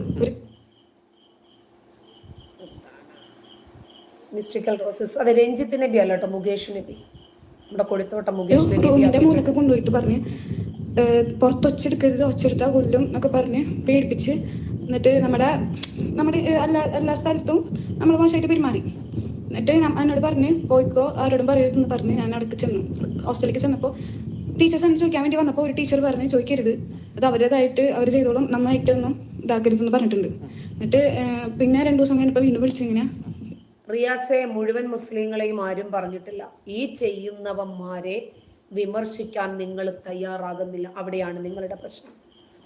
അവനെ വിമർശിക്കുന്ന എന്നെ നിങ്ങൾ തെറി വിളിക്കുമ്പോൾ നിങ്ങളും അവനോടൊപ്പം നിൽക്കുന്നു എന്നേ ഞാൻ പറഞ്ഞിട്ടുള്ളൂ. എല്ലാ മുസ്ലിങ്ങളും സ്വന്തം മക്കളെ പീഡിപ്പിക്കുന്നവരാണെന്നോ മദ്രസയിൽ പഠിപ്പിക്കുന്ന എല്ലാ ഉസ്താദുമാരും പീഡനവീരന്മാരാണെന്നോ ഞാൻ പറഞ്ഞിട്ടില്ല, ആരും പറഞ്ഞിട്ടില്ല. എനിക്ക് പോകാൻ പേടിയായിരുന്നു, ഞാൻ പോയില്ല. എന്നിട്ട് വീണ്ടും ടീച്ചർ വിളിച്ച് പറഞ്ഞു. എന്നിട്ട് ഞാൻ വീണ്ടും ചെന്നു. ഇതുപോലെ തന്നെ വീണ്ടും മോശമായിട്ട് കുറെ തവണ ഇങ്ങനെ പെരുമാറിയിട്ടുണ്ട്. ടീച്ചേഴ്സ് പറയും ചെല്ലാൻ പറയും, അപ്പൊ നമ്മൾ ചെല്ലാണ്ടിരിക്കാൻ പറ്റൂലല്ലോ. ലേഡീസാണ്. ടീച്ചേഴ്സ് പറയും നിങ്ങൾ പോകണം, നിർബന്ധമാണ്, ഉസ്താദ് വിളിക്കരുത്, നമ്മൾ ഉസ്താദ്മാരെ തെറ്റിക്കരുത്, നേരെ കൊണ്ടെന്നൊക്കെ പറയും. ഈ ഉസ്താദ് എന്താ മോളെ പഠിപ്പിക്കുന്നത്? എനിക്കൊന്നും പഠിപ്പിക്കണില്ല. അയാൾക്ക് അവിടെ എന്താണ് ജോലി? അവിടുത്തെ ഹെഡ് മിസ്റ്റേഴ്സ് ആണ്, എച്ചമാണ്. ആള് പറയണത് ഇതിലാണ് അവിടെ എല്ലാവരും നടക്കുന്നത്. ആളെന്ത് പറയണോ അതൊക്കെയാണ് അവിടെ ചെയ്യുന്നത്. ടീച്ചേഴ്സിന്റെ ഒക്കെ മൂക്ക് പോകാൻ പറ്റത്തില്ലെന്ന് പറഞ്ഞു കഴിഞ്ഞാലും ടീച്ചേഴ്സ് ചീത്ത പറയും, തല്ലും. കുറെ കുട്ടികൾ അങ്ങനെ കരഞ്ഞു വന്ന് കണ്ടിട്ടുണ്ട്. പക്ഷെ നമുക്ക് ചോദിക്കാനുള്ള വോയിസ് ഇല്ല അവിടെ. എത്ര കുട്ടികളാണ് അവിടെ ഉള്ളത്? കുറെ പിള്ളേരുണ്ട്, പെൺകുട്ടികള് 300 പേർക്ക് പിള്ളേരുണ്ട്. അവർക്കെല്ലാം ഈ ഒരു പ്രശ്നങ്ങളൊക്കെ നേരിടേണ്ടി വരുന്നുണ്ട്. അതൊന്നും എനിക്കറിയില്ല, ഞാൻ ചോദിച്ചിട്ടില്ല. സംസാരിക്കാൻ സമ്മതിക്കത്തില്ല. പാടില്ല, നമ്മുടെ പേഴ്സണൽ കാര്യങ്ങളൊന്നും പറയരുതെന്ന് പറഞ്ഞിട്ടുണ്ട്. അപ്പം ഈ ഇപ്പൊ കൂടെ ഇപ്പം ഹോസ്റ്റലിൽ എത്ര പേരാ താമസിക്കുന്നത്? എന്റെ റൂമിൽ 13 പേരുണ്ട്. ഈ 13 പേരും തമ്മിൽ സംസാരിക്കത്തില്ല? ഇല്ല. അങ്ങനെ സംസാരിച്ചു കഴിഞ്ഞാൽ എന്താണ് അവർ പറയുന്നത്? അവിടുത്തെ പിള്ളേരും അതെങ്ങനെ ഒന്നും സംസാരിക്കാൻ താല്പര്യപ്പെടുന്നവരല്ല. നമ്മളെ കാര്യങ്ങളൊന്നും പറയാനും അവർക്ക് ഇഷ്ടമല്ല, അടുത്ത് പോയിരിക്കുന്നതൊന്നും ഇഷ്ടമല്ല. മോളെ ഇങ്ങനെ ഉപദ്രവിച്ചതിന് ശേഷം പിന്നെ മോൾ എന്താ ചെയ്തത്? ലാസ്റ്റ് ഞാൻ ഇങ്ങോട്ട് വരുന്നതിന് തൊട്ട് 2ാം ദിവസം, ഞങ്ങളുടെ പറഞ്ഞ 2ാമത്തെ ദിവസത്തില് മദർസയുടെ ഉള്ളിലായിരുന്നു. 3ാമത്തെ നിലയിലാണ് മദർസ. എന്നിട്ട് മദർസയിൽ നിന്ന് വിളിച്ചു തന്നെ. മറ്റേ സ്റ്റെപ്പിന്റെ സൈഡിലായിട്ട് തന്നെ വിളിച്ച് നിർത്തിയിട്ട് പറഞ്ഞു ഇതുപോലെ തന്നെ സെയിം പാറ്റേണിൽ തന്നെ ചെയ്തു. എന്നിട്ട് എന്നോട് പറഞ്ഞു പുറത്ത് ആരോടും പറയരുത്, വീട്ടുകാരെ കൊല്ലും, ഭീഷണിപ്പെടുത്തി. ഉസ്താദ് അസർ എന്ന് പറഞ്ഞു. ഉസ്താദ് അസർ തന്നെ വിളിച്ച്, എന്നിട്ട് എനിക്കന്ന് വയ്യാന്ന് പറഞ്ഞ് ഞാൻ കടപ്പില്ലേ, സ്കൂളിലൊന്നും പോയില്ല. അപ്പൊ ഉമ്മച്ചി മരുന്ന് കൊണ്ട് വന്നു. ഞാൻ ചുമ്മാ കൊണ്ടുപോകുന്ന വിചാരിച്ചു, മരുന്ന് ഉമ്മച്ചിനെ വിളിപ്പിച്ചാണ്, പക്ഷെ കൊണ്ടുപോയില്ല. എനിക്ക് മരുന്ന് കൊണ്ടു തന്ന് പോയി. അപ്പൊ ഞാൻ എന്ത് ചെയ്തു, അതെടുത്ത് കഴിച്ചു. അപ്പൊ പിന്നെ അവിടെ നിന്ന് രക്ഷപ്പെടാലോ എന്ന് വിചാരിച്ച് കഴിച്ചു. ഒരുമിച്ച് കഴിച്ചു. അപ്പൊ അപ്പോഴും ഉസ്താദ് പറഞ്ഞു പുറത്ത് ഇതാരും അറിയരുത്, നിങ്ങൾ മോളുള്ള തമ്മിലുള്ള പ്രശ്നമാണെന്ന് പറഞ്ഞാൽ മതി എന്ന് പറഞ്ഞു. ഉസ്താദ് തന്നെ പറഞ്ഞു. എന്നിട്ട് എന്നെ അപ്പൊ തന്നെ ആശുപത്രിക്ക് കൊണ്ടുപോയപ്പോൾ ഞാൻ എല്ലാവരോടും പറഞ്ഞത് അങ്ങനെ തന്നെയായിരുന്നു. മുച്ചിനായിട്ടുള്ള പ്രശ്നം കാരണമാണ് കഴിച്ചതെന്ന് ഞാൻ പറഞ്ഞു. പേടിച്ചിട്ട് ഞാൻ പറഞ്ഞില്ല.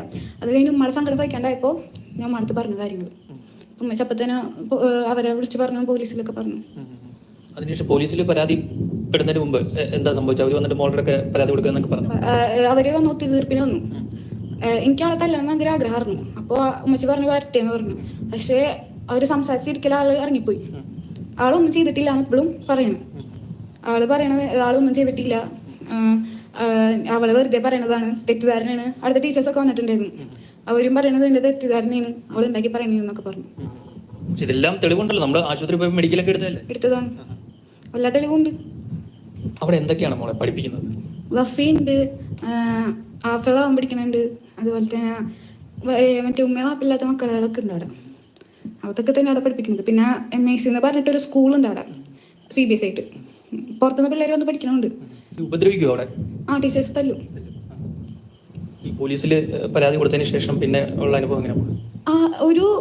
ഒന്നിലും അല്ല, നമുക്ക് എന്തെങ്കിലും ചെയ്ത് നമുക്കൊരു പരാതി കൊടുത്തു കഴിഞ്ഞാൽ നമുക്കൊരു തിരിച്ചൊരു റിപ്ലൈ ഉണ്ടാവില്ല. ഹാപ്പി ആയിട്ടൊരു റിപ്ലൈ കിട്ടണം. പക്ഷെ ഇന്നേവരെ എനിക്കത് കിട്ടിയിട്ടില്ല, നീതി കിട്ടിയിട്ടില്ല.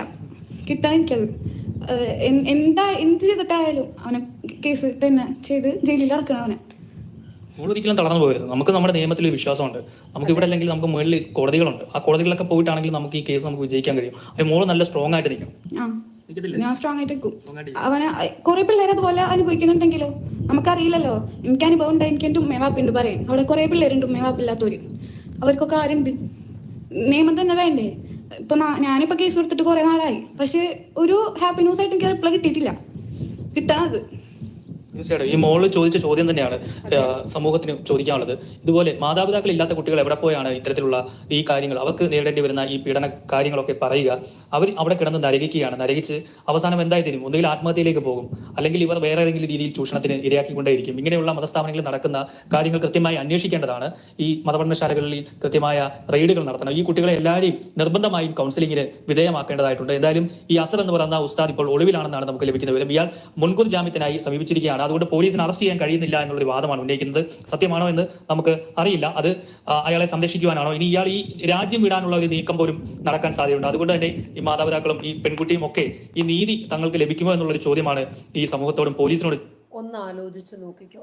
ഈ 15 വയസ്സുകാരിയായ പെൺകുട്ടിയെ 8 തവണ ആ സ്ഥാപനത്തിന്റെ MIC എന്ന് പറയുന്ന സ്ഥാപനത്തിന്റെ പ്രിൻസിപ്പൽ പീഡിപ്പിച്ചു. 1 തവണ ചെയ്തു നോക്കി, 2 തവണ ചെയ്തു നോക്കി. അവരെ ഭീഷണിപ്പെടുത്തിയിട്ടുണ്ട്. ആരോടും പറയരുതെന്ന് പറഞ്ഞാൽ കൊല്ലുമെന്ന് പറയുന്നുണ്ട്. അതുകൊണ്ട് ശരി, പെൺകുട്ടി ആരോടും പറഞ്ഞില്ല. അപ്പോൾ കാറ്റ് തങ്ങൾക്ക് അനുകൂലമാണ് എന്ന് മനസ്സിലായി. ഇനിയും 9ാമത്തെ തവണ എന്തായിരിക്കും ഈ പെൺകുട്ടിക്കെതിരെ നടക്കുന്നത്? ഇവിടെ ഒരു റിയാസ് വന്ന് പറഞ്ഞു, തെറ്റ് തന്നെയാണ്, ആര് ചെയ്താലും തെറ്റാണ്. പക്ഷെ ഇവിടെ തെറി പറയുന്ന ആളുകൾ ശരിയായ മുസ്ലിങ്ങളല്ല. അതിനെന്തിനാണ് നബിയെ പറയുന്നത് എന്ന് ചോദിച്ചു. ശരിയായ മുസ്ലിമിന്റെ മാനദണ്ഡം എന്താണ്? റിയാസ് പോയിട്ടില്ലെങ്കിൽ ഒന്ന് റെസ്പോണ്ട് ചെയ്യണം. ശരിയായ മുസ്ലിമിന്റെ മാനദണ്ഡം എന്താണ്? എങ്ങനെയാണ് നമ്മളൊരു ശരിയായ മുസ്ലിമിനെ മനസ്സിലാക്കേണ്ടത്? എല്ലാ മുസ്ലിങ്ങളും ഇങ്ങനെയല്ല, എല്ലാ മദ്രസകളും ഇങ്ങനെയല്ല. എല്ലാ മദ്രസകളിൽ പഠിപ്പിക്കുന്ന ഉസ്താദുമാരും പീഡനവീരന്മാരല്ല, സമ്മതിക്കുന്നു.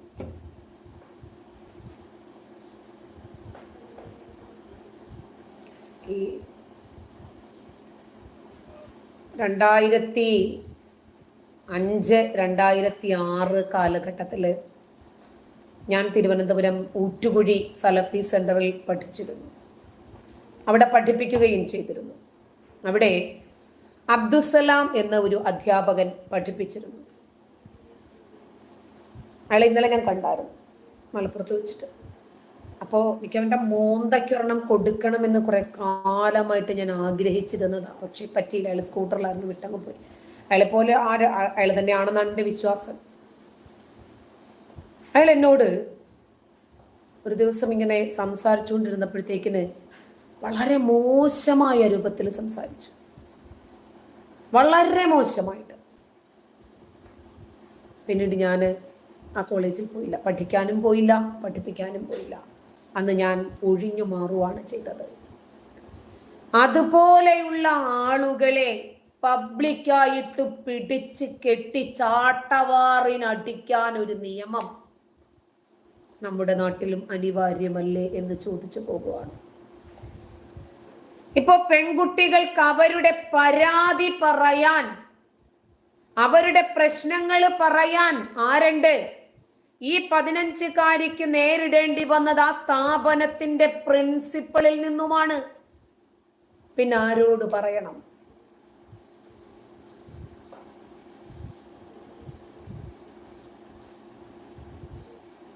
വേലിയല്ലേ വിളവ് തിന്നുന്നത്?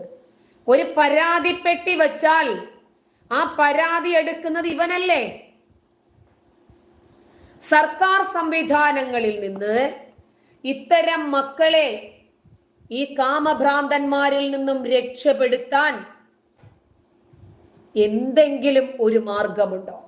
ഫാസിലെ, ഇത്രയും വൃത്തികെട്ട ഒരു വ്യക്തിയെ ഞാൻ എന്റെ ജീവിതത്തിൽ കണ്ടിട്ടില്ലെന്നല്ല. ഇറങ്ങിപ്പോടാ. ആരാണ് നിന്നെ ഇവിടെ വിളിച്ചേ? നിന്നെ ഞാൻ വിളിച്ചോട്ടാ? ഇറങ്ങിപ്പോടാ. പോയി ഉസ്താദിനെ പോയി കമിഴ്ന്ന് കിടന്നു കൊടുക്കടാ. ഇറങ്ങിപ്പോടാ. അലവലാതി. കാമഭ്രാന്തന്മാരുടെ കൊച്ചു കുഞ്ഞുങ്ങളെ പിടിച്ച് വലിച്ച് കീറുന്നതിനെ സംബന്ധിച്ച് പറയുമ്പോൾ നിനക്ക് എവിടെയോ വേദന എടുക്കുന്നില്ലടാ.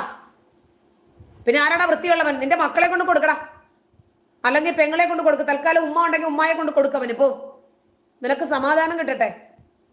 മാറികളെ, നല്ല വാപ്പായ്ക്ക് ജനിക്കണമടാ, അപ്പോഴേ പെങ്ങളെ സംരക്ഷിക്കണമെന്ന് മനസ്സിലാകൂ. നല്ല വാപ്പയാകണമടാ, അപ്പോഴേ മക്കളെ സംരക്ഷിക്കണമെന്ന് മനസ്സിലാകൂ.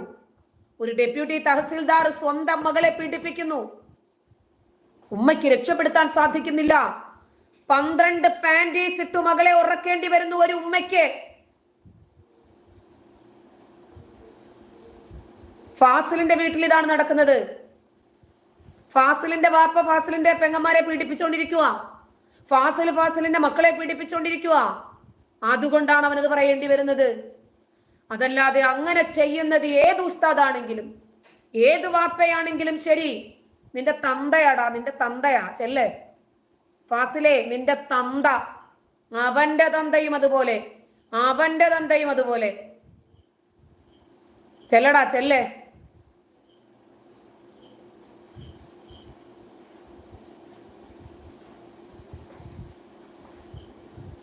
പാവപ്പെട്ട ഒരു 15-കാരിയോട് ഒരു സ്ഥാപനത്തിന്റെ പ്രധാന അധ്യാപകൻ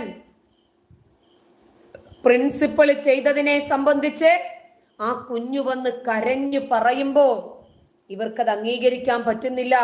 അപ്പൊ ഇവനൊക്കെ ആരുടെ കൂടെയായിരിക്കും നിൽക്കുന്നത് എന്ന് ആലോചിച്ച് നോക്കിക്കേ.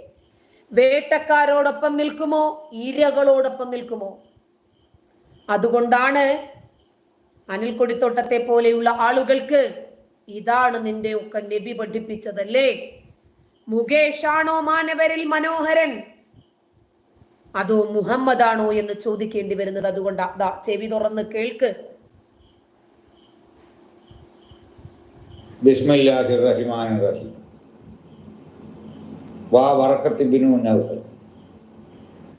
റിയാസെ, വീട്ടുകാരെ പറഞ്ഞത് എന്തുകൊണ്ടാണെന്ന് അറിയാമോ? അവൻ എന്റെ ഉമ്മയെ പറഞ്ഞതുകൊണ്ടാണ്, അവൻ എന്റെ വാപ്പയെ പറഞ്ഞതുകൊണ്ടാണ് അവന്റെ വാപ്പയെ പറയേണ്ടി വന്നത്, അല്ലാതെ വെറുതെ പറഞ്ഞതല്ല. അവൻ എന്റെ ഉമ്മയെ ചോദിച്ചു, എന്തിനാണെന്ന് ഞാൻ പറയേണ്ടതില്ലല്ലോ. അതുകൊണ്ടാണ് അവനെ ഇതിനകത്ത് നിന്ന് ഔട്ടാക്കേണ്ടി വന്നതും അവന്റെ തന്തയ്ക്ക് വിളിക്കേണ്ടി വന്നതും. മുകേഷ് നബി സല്ലല്ലാഹു അലൈഹി വസല്ലമ. മുകേഷ് ഞാൻ എനിക്കറിയാവുന്ന ഭാഷയിൽ എൻ്റെ ശൈലിയിൽ ഒരു ആശീർവാദം അല്ലെങ്കിൽ ഒരു അനുഗ്രഹം പൊതുജന നന്മയെ കരുതി പറഞ്ഞെന്നുള്ളൂ. അത് വേറെ ദുരുദ്ദേശമൊന്നുമില്ല. എനിക്കറിയാവുന്നൊരു ഭാഷ, അത് അറബിയൊന്നുമല്ല, അറബി പോലെ ഒരു ഭാഷ. അതുകൊണ്ട് ഞാൻ ഇവിടെ മുകേഷ് എന്നൊരു വ്യക്തിയെ നബി എന്ന് വിശേഷിപ്പിക്കാൻ കാരണം, നമ്മൾ ചരിത്രത്തിൽ പരിചയപ്പെടുന്ന ചില നബിമാർക്കെന്ന് പറയാമോ എന്നൊരു സംശയം, ചില കുപ്രസിദ്ധങ്ങളായ ഗുണങ്ങൾ ഇന്നിപ്പോ സിനിമാ മേഖലയിലെ പല പ്രമുഖർക്കും ഉണ്ട്. ഇവരെയൊക്കെ നബിയാക്കേണ്ട ഒരു സ്ഥിതി വന്നിരിക്കുക. കണ്ടോ?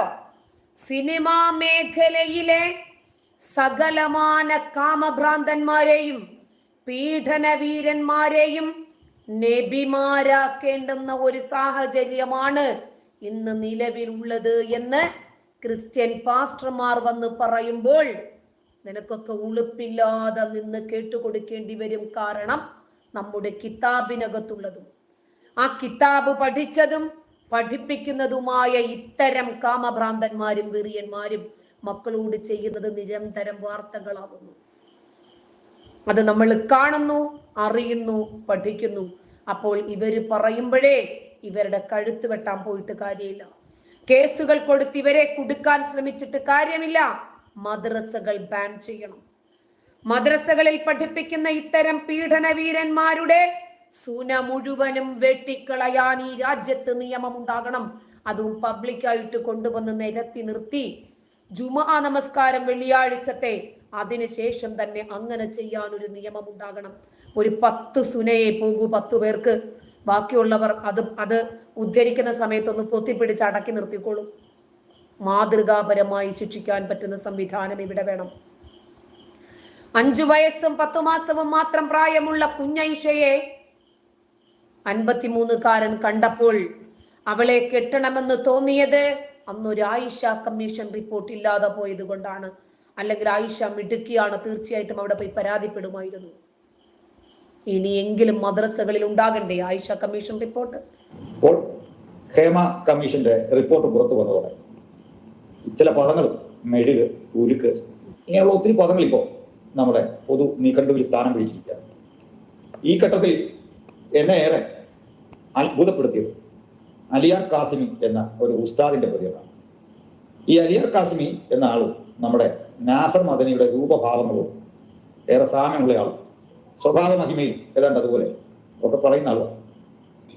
അതായത് മുഹമ്മദിന്റെ ആയിഷ കല്യാണം അത് 6-ാം വയസ്സിൽ കല്യാണം കഴിച്ചു എന്ന് സമ്മതിച്ചാൽ പോലും അവർ തമ്മിലെ ലൈംഗിക ബന്ധം 6-ാം വയസ്സിലാണെന്ന് പറയുന്നവനെ അതൊരു മഹത് വ്യക്തിത്വത്തെ അപമാനിക്കലാണ്. അതുകൊണ്ട് 10 വയസ്സാക്കണം എന്ന് നിഷ്കർഷിച്ച ആളാണ്. ഇനി 10 വയസ്സിലല്ലെന്ന് പറഞ്ഞാൽ അല്ലാതെ പറയുന്നവരുടെ തല ഭൂമിയിൽ തന്നെ കളഞ്ഞേക്കണം എന്ന് പറഞ്ഞുകൊണ്ടാണ് എനിക്ക് മറ്റേ മദനിയോട് ഇദ്ദേഹത്തിന്റെ രീതി ഏതാണ്ട് ഒരുപോലെയൊക്കെയാണ് തോന്നുന്നത്. അങ്ങനെ മറ്റു ചില കാരണങ്ങൾ കൂടിയുണ്ട്, അത് ഞാൻ ഇപ്പൊ പറയുന്നില്ല. ഏതായിരുന്നാലും ഈ അലിയർ കാസിമി വലിയ എന്താ പറയുക ആവേശഭരിതനായിട്ട് അത്യധികം വെറുപ്പോടെ ധാർമ്മിക രോഷത്തോടെ ഈ ഹേമ കമ്മിറ്റി റിപ്പോർട്ടിലെ പ്രശ്നങ്ങളെ അഭിസംബോധന ചെയ്യുന്ന ഒരു വീഡിയോ പുറത്തു വന്നു. ഞാനതിൽ അതിന്റെ പ്രസക്തമായിട്ട് എനിക്ക് തോന്നിയ ഒരു ഭാഗം നിങ്ങളിന്ന് കാണിക്കാം. കാസിമി എന്താ അങ്ങ് ഇത്ര കണ്ട് ക്ഷുഭിതനാകും? അങ്ങനെ ഈ വിഷയം എങ്ങനെയാണ് ബാധിച്ചത്? ധാർമ്മികതയോടുള്ള അങ്ങയുടെ അമിതമായ ആവേശമാണോ ഇതിന് കാരണം? ഏതായാലും കാസിമി പറയൂ, വാസ്തവത്തിൽ എന്താ പ്രശ്നം? ഹേമ കമ്മീഷൻ റിപ്പോർട്ട് എന്താ തെളിയിച്ചേ? ഇവിടുത്തെ ആധുനികന്മാരും പരമപരിഷ്കാരികളും എന്ന് അവകാശപ്പെടുന്നവന്റെ ഒക്കെ അടുത്തേക്ക് ഒരു പെണ്ണ് കയറി ചെന്നാൽ അവളെ കശക്കിയേറിയുന്ന കശ്മലന്മാർ മാത്രമാണ് എന്താ പറഞ്ഞുകൊണ്ടിരുന്നത്? ഓ, ആണും പെണ്ണും തമ്മിലൊന്ന് കണ്ടുപോയാൽ എന്താ ആകാശം ഇടിഞ്ഞു വീഴുമോ? ഇസ്ലാമിന്റെ പഴഞ്ചൻ സംസ്കാരവും കൊണ്ട് വരികയാണ് തീവ്രവാദികൾ എന്നൊക്കെയല്ലേ പറഞ്ഞേ? എവിടെയെങ്കിലും ഒരു പെണ്ണൊരാണിന്റെ അടുത്തേക്ക് തനിച്ച് കയറി പോയിട്ട് സുരക്ഷിതയായി കടന്നു വന്നു എന്ന് പറയാനാവുന്ന എന്തെങ്കിലും തെളിവുണ്ടോ? എന്താ ഹേമ കമ്മീഷൻ കേരളം മുഴുവൻ ചർച്ച ചെയ്തുകൊണ്ടിരിക്കുകയാണല്ലോ. സ്വന്തം കൂട്ടുകാരനെ വീട്ടിലേക്ക് പോലും കൊണ്ടുവരാൻ പറ്റാത്ത ഒരു ഗതികേടിലായ അബൂബക്കറിന്റെ വേദനയെ കുറിച്ച് എപ്പോഴെങ്കിലും കാസിമി ചിന്തിച്ചിട്ടുണ്ടോ? മുഹമ്മദ് എന്ന സുഹൃത്തിനെ വീട്ടിൽ കൊണ്ടുവന്നതിന്റെ പേരിലാണ് ആയിഷ എന്ന 5 വയസ്സുകാരിക്ക് ബാല്യവും ശൈശവവും കൗമാരവും വാർദ്ധക്യവും ഒക്കെ നഷ്ടപ്പെട്ട് 6-ാമത്തെ വയസ്സിൽ ഭാര്യയാകേണ്ടുന്ന ഗതികേടുണ്ടായത്. അതിനെക്കുറിച്ച് സംസാരിക്കുമോ നിങ്ങൾ? ഇവിടുത്തെ വലിയ എത്ര പേരാ അവന്റെയൊക്കെ ആരാധകന്മാരായിട്ടുള്ളത്? എത്ര പേരാണ് ഈ വൃത്തികെട്ടവന്മാരുടെ ആരാധകന്മാരായിട്ടുള്ളത്? ഈ സമുദായം മുഴുവൻ അവന്റെയൊക്കെ ആരാധകന്മാരാണ്. അള്ളാഹുവിന്റെ ആരാധനയ്ക്ക് പകരം അവന്റെയൊക്കെ ഫാൻസായി മാറി. ഏതോ ഒരു ജാസ്മിൻ വന്ന് വല്ലാണ്ട് കുരു പൊട്ടിക്കുന്നുണ്ടല്ലോ. എന്താ ജാസ്മി? ആവശ്യമുള്ള അറിവുകൾ പറയാം. എന്തറിവിന് വേണ്ടിയിട്ടാണ് ജാസ്മിൻ ഇവിടെ വന്നത്? ഇതാണ് ഇവിടെ ഇന്ന് സ്പ്രെഡ് ചെയ്യുന്ന അറിവ്. കേൾക്കാൻ പറ്റുമെങ്കിൽ നിൽക്കുക. അള്ളാന്റെ ദീനിനെയും നബിതങ്ങളെയും ആരും മോശമാക്കിയിട്ടില്ല. അബൂബക്കർ പ്രവാചകനെ വീട്ടിൽ കൊണ്ടുവന്നപ്പോഴല്ലേ ആയിഷയെ കണ്ടത്? അപ്പോഴല്ലേ ആ കുഞ്ഞിനെ കെട്ടിയത്, 6 വയസ്സുകാരിയെ. ജാസ്മിൻ ഇപ്പോ 6 വയസ്സുള്ള ഒരു മകൾ ഉണ്ടെങ്കിൽ 53കാരനായ ഒരാളെ ഭർത്താവ് കൂട്ടുകാരൻ വീട്ടിലേക്ക് കൊണ്ടുവരുന്നു എന്ന് വിചാരിക്കുക. മകളെ കല്യാണം ആലോചിച്ചാൽ പ്രവാചക ചര്യയാണെന്ന് പറഞ്ഞ് ജാസ്മിൻ അതിന് കൂട്ടു നിൽക്കുവോ? അതിനെക്കുറിച്ചാണ് ഇവിടെ സംസാരിച്ചുകൊണ്ടിരിക്കുന്നത്. ആ ചെറിയ കുഞ്ഞിനെ വരെ കാമത്തോടുകൂടി മാത്രം ദർശിച്ച ആ പൈതലിൽ ഒരു കുട്ടിത്തം കാണാൻ കഴിയാതെ ആ പൈതലിൽ ഭാവിയിലെ ഭാര്യയെ കണ്ട ആ നബിതങ്ങളിലെ മാതൃക നിങ്ങൾ പിൻപറ്റിക്കോ. ഞങ്ങൾക്കതിന് പറ്റില്ല, അതേ പറഞ്ഞിട്ടുള്ളൂ. ആരുടെ അന്യ സ്ത്രീ പുരുഷ ബന്ധത്തിന്റെ അള്ളാഹു കൽപ്പിച്ച പരിശുദ്ധമായ സന്ദേശത്തിന്റെ മദ്രസകളിൽ ഏത് സ്ത്രീയെയും ഏത് പുരുഷനെയും കാണുമ്പോഴാണ് ഉസ്താദന്മാർക്ക് കുരുക്കൾ പൊട്ടുന്നത്? പൈതലുകളെ കാണുമ്പോഴോ ആണോ? അന്തസത്തയെ തൊടാൻ കഴിയാത്ത വൃത്തികെട്ടവന്മാർ, മനസ്സിൽ വിശുദ്ധി ഇല്ലാത്തവന്മാർ അല്ലേ? അലിയാർ കാസിമി പറയുന്നത് പണ്ടേ ഇസ്ലാം ഇതെല്ലാം പറഞ്ഞു. ഒരു പുരുഷനും സ്ത്രീയും കൂടി ഒരു മുറിയിൽ ഒന്നിച്ച് നിൽക്കരുത്. പുരുഷ സ്ത്രീ സമാഗമം അതിന്റെ പരിമിതികളെ കുറിച്ചൊക്കെ പറഞ്ഞപ്പോൾ ഇവരെ ആരോ ആവിഷ്കൃതരാണെന്ന് പറഞ്ഞു.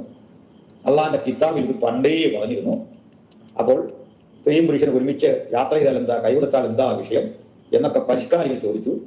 ഇപ്പോൾ പടച്ചവനും കിതാബുമാണ് ശരിയെന്ന് വരുന്നു.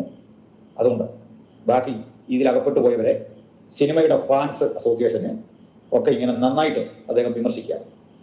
ഈ കാസിം പൊതുവെ അദ്ദേഹത്തിന്റെ ഭാഷ ഇതുപോലെയാണ്. അദ്ദേഹത്തിന്റെ ഒരു വീഡിയോയുടെ ക്യാപ്ഷനിൽ കണ്ടു ചെറ്റത്തരം എന്നൊക്കെയുള്ള നിലയിലാണ് അദ്ദേഹം എഴുതുന്നത്. എനിക്കതിൽ അദ്ദേഹത്തോട് പരിഭവമൊന്നുമില്ല. കാരണം ആരെങ്കിലും മുഹമ്മദിനെ വിമർശിച്ചാൽ ജാഹിലിയൻ എന്ന് പറഞ്ഞാൽ ആ പറഞ്ഞ ആളിനോട് മുഹമ്മദ് ജാഹിലിയൻ അഥവാ ആവിഷ്കാരി എന്ന് പറഞ്ഞു പോയാൽ അദ്ദേഹത്തിന്റെ വാപ്പയുടെ ലിംഗം കടിക്കാൻ പറഞ്ഞൊരു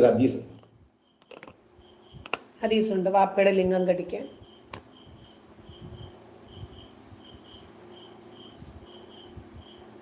ആ സ്ഥിതിക്ക് വിരോധികളെ അഭിസംബോധന ചെയ്യുമ്പോൾ ചെറ്റത്തരമൊന്നും ഒക്കെ പറയുന്നതിനകത്ത് നമുക്ക് അതിശയോക്തിയൊന്നും വരാനില്ല. ഗുരുവിനോളം ആകുന്നത് ശിഷ്യനെ നല്ലതെന്നാണ്, അത്രേ പറ്റുള്ളൂ. ഏതായാലും അലിയാർ കാസിമി ഇങ്ങനെ ക്ഷുഭിതനായിട്ട് സംസാരിക്കുമ്പോൾ അത് ഒരു കാര്യം പറയും. ഈ ഒരു പുരുഷനും സ്ത്രീയൊക്കെ ഒന്നിച്ച് യാത്ര ചെയ്യുന്നതിനും ജീവിക്കുന്നതിനൊക്കെ അതിൻ്റെതായ ലിമിറ്റേഷൻ കാരണമായിരുന്നു. അല്ല എന്ന് പറയുന്നത് തെറ്റാണ്. അതുകൊണ്ട് ഹിജാബ് ധരിക്കുന്ന കാര്യമാണെങ്കിലും ഇതൊക്കെ വളരെ സ്ത്രീക്ക് അനുപേക്ഷണീയമായ ഘടകമാണ് എന്നൊക്കെയാണ്. ഇപ്പം എനിക്കൊരു ന്യായമായ സംശയം, ഈ മുസ്ലിം സഹോദരിമാർ അവരുടെ ശരീരമെല്ലാം മറച്ച് യാത്ര ചെയ്യണമെന്ന നിയമം പാലിക്കാൻ കാരണം ഇങ്ങനെയുള്ള കണ്ണുകൊണ്ട് അവരെ നോക്കുന്ന മോശപ്പെട്ട മനുഷ്യരുണ്ട് എന്ന കാരണത്താലാണ്. എൻ്റെ ഒരു ചോദ്യം, ഈ ഉസ്താദന്മാര് അപരമതത്തിൽപ്പെട്ട സ്ത്രീകൾ അല്ലാതെയാണല്ലോ യാത്ര ചെയ്യുന്നത്. അപ്പൊ അവരെല്ലാം ഈ കണ്ണുകൊണ്ടാണോ കാണുന്നത്? അങ്ങനെയാണെങ്കിൽ അതൊരു പ്രശ്നമാണ്. അപ്പൊ ഞാൻ നല്ലൊരു കോമഡി പറയാം.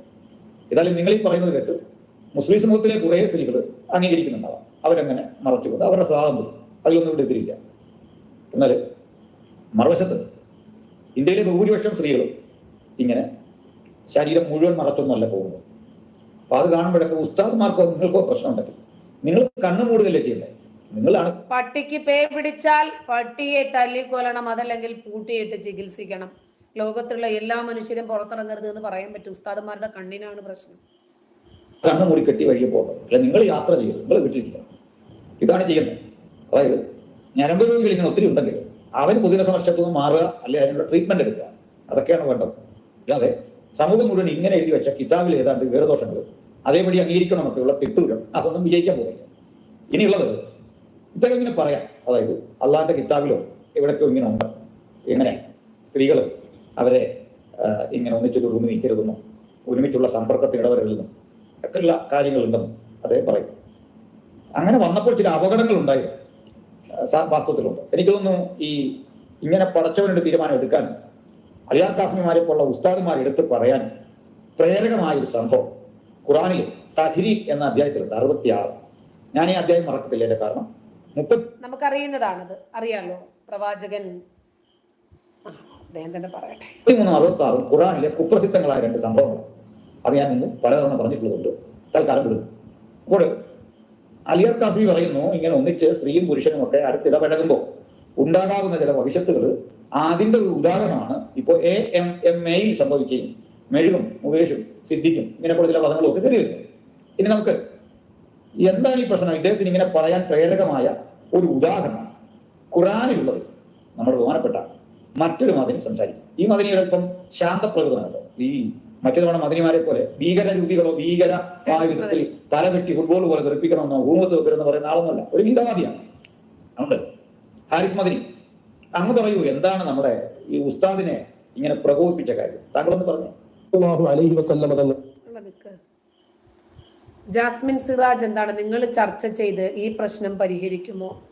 സ്വന്തം വീട്ടിൽ നിന്ന് വേണം നന്നാകാൻ. എൻ്റെ വീട്ടിൽ ആരെങ്കിലും പീഡിപ്പിച്ചതായിട്ട് ജാസ്മിനോട് ആരെങ്കിലും പരാതി പറഞ്ഞോ?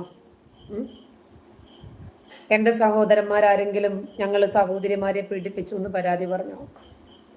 ആരെങ്കിലും പീഡിപ്പിച്ചാൽ പോലും അവൻ്റെ സുന വെട്ടാൻ പറഞ്ഞാൽ തല വെട്ടിക്കൊണ്ടുവരുന്ന ആളുകളാണ്. ധാർമ്മികതയ്ക്ക് വിരുദ്ധമായിട്ട് ആരും ഒന്നും ചെയ്യില്ല. അതെ, എൻ്റെ വാപ്പിച്ച് പട്ടാള ചിട്ടയിൽ ആ മക്കളെയൊക്കെ പഠിപ്പിച്ചിരിക്കുന്നത്. തോന്നുന്നത് പോലെ ചെയ്യാനല്ല. ഞങ്ങൾ ഒരുപാട് മക്കൾ ഇവിടെ വളർന്നതാ, ഒരുപാട് മക്കൾ ഒരൊറ്റ മുറി വീട്ടിൽ.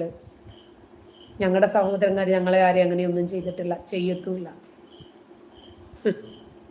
വീട്ടിൽ നിന്ന് തുടങ്ങണമെന്ന് അല്ല. ജാസ്മിന്റെ വീട്ടിൽ മൊത്തം പീഡകന്മാരാണോ? നമ്മൾക്കൊന്നും ചെയ്യാൻ പറ്റില്ലല്ലോ. അവിടുത്തെ ഭാര്യയായ ഹഫ്സ ബീവിയുടെ വീട്ടിലേക്ക് ഒരിക്കൽ പോകുന്നു. അവിടെ ഹഫ്സ ബീവിയെ കാണാതായപ്പോൾ തിരുനബിയുടെ അടിമ സ്ത്രീ. ജാസ്മിൻ, ഈ പറയണതൊന്ന് കേൾക്ക്, നിനക്ക് മനസ്സിലാകും. ആ സംസ്കാരം എന്തുകൊണ്ടാണ് നിങ്ങൾക്ക് കിട്ടിയത് എന്ന് നിങ്ങൾ മനസ്സിലാകും കേട്ടോ. പ്രവാചകന്റെ ഭാര്യയുടെ വീട്ടിൽ, ഹഫ്സയുടെ വീട്ടില് ഹഫ്സ പുറത്തോട്ട് പോയപ്പോഴേക്ക് വീട്ടിൽ വേറൊരു പെണ്ണിനെ പിടിച്ച് കിടത്തി ഡിങ്കോഡാൽഫി ചെയ്തതിനെ കുറിച്ച് ഉസ്താദ് പറയുന്നത്. നീ ഈ കമന്റ് ഉണ്ടാക്കിക്കൊണ്ടിരുന്നാലേ ഈ പറയുന്നത് എന്താണെന്ന് നിനക്ക് കേൾക്കാൻ പറ്റത്തില്ല. അപ്പൊ ഉറപ്പായിട്ടും നിന്റെ വീട്ടിൽ ഈ കൾച്ചർ ഉണ്ടാകും. അതുകൊണ്ടാണ് നിനക്ക് അങ്ങനെ പറയേണ്ടി വരുന്നത്. മാരിയത്തു ബീവിയെ അങ്ങോട്ട് വിളിക്കുന്നു. അവിടെ വെച്ച് തിരുനബി മാരിയത്തു ബീവിയുമായി ശാരീരിക ബന്ധത്തിൽ ഏർപ്പെടുന്നു. ഇത് കണ്ടുകൊണ്ട് ഹഫ്സ ബീവി വരുന്നു. ഹഫ്സ ബീവി നബി സല്ലല്ലാഹു അലൈഹി വസല്ലമ തങ്ങളോട് എന്റെ വീട്ടിൽ വെച്ചാണോ, എന്റെ വിരിപ്പിൽ വെച്ചാണോ എന്നൊക്കെ ചോദിച്ചുകൊണ്ട് ദേഷ്യപ്പെട്ട് സംസാരിക്കുന്നു. ആ സമയത്ത് ഹഫ്സ ബീവിയെ സമാധാനപ്പെടുത്താൻ വേണ്ടി ഹഫ്സ ബീവിയുടെ തൃപ്തി ആഗ്രഹിച്ചുകൊണ്ട് അടിമ സ്ത്രീയാകുന്ന മാരിയത്തുമായി ഇനി ഒരിക്കലും ഞാൻ ബന്ധപ്പെടില്ല എന്ന് നബി സല്ലല്ലാഹു അലൈഹി വസല്ലമ അവിഹിതം പിടിച്ച ഉടനെ പ്രവാചകൻ പറഞ്ഞതാണ്, ഇനി ഒരിക്കലും ഞാൻ അങ്ങനെ ചെയ്യില്ല. ഇനി മുതൽ അവൾ എനിക്ക് ഹറാമാണ് കേട്ടോ എന്ന് ഡിങ്കോഡാൽഫി ചെയ്യുന്നത് ഹഫ്സ കണ്ടോണ്ട് വരുക. അപ്പൊ ഇനി മേലെ ഞാൻ അവളെ പിടിക്കത്തില്ല എന്ന്. നമ്മളൊരു കോമഡിയൊക്കെ കാണാറുണ്ടല്ലോ, ഒരു പെണ്ണ് ഭർത്താവ് മരിച്ചു, ആ സമയത്ത് ഒരു ഫോട്ടോ ചോദിച്ച സമയത്ത് എനിക്ക് ഇന്ന് കല്യാണം വേണ്ട, എനിക്ക് നാളെ മതി എന്നൊക്കെ പറഞ്ഞ ഉല്ലാസിന്റെ ഒരു കോമഡി ഉണ്ടല്ലോ, അതുപോലെ ആയിപ്പോയി കേട്ടോ. ഞാൻ ഇനി അവളെ തൊടില്ല എന്ന്. അവൾ ഇനി മുതൽ എനിക്ക് ഹറാമാണ്. അതുകൊണ്ട് അഫ്സാനൊന്നും മിണ്ടാതെ ആരെ അറിയിക്കും, ഉറക്ക പറയല്ലേ, ആരെ അറിയിക്കല്ലേ. നല്ല തന്ത്രല്ലേ. ശരി, സത്യം ചെയ്തു പറയുന്നു. ഇത് പറഞ്ഞപ്പോഴേക്കും അല്ലാഹു തആല തിരുനബി സല്ലല്ലാഹു അലൈഹി വസല്ലമ തങ്ങളെ തിരുത്തിക്കൊണ്ട് വിശുദ്ധ ഖുർആനിലെ 66-ാമത്തെ കാര്യം മനസ്സിലായോ? ഹഫ്സയ്ക്ക് വേണ്ടി വിഹിതം വെച്ച ഒരു ദിവസം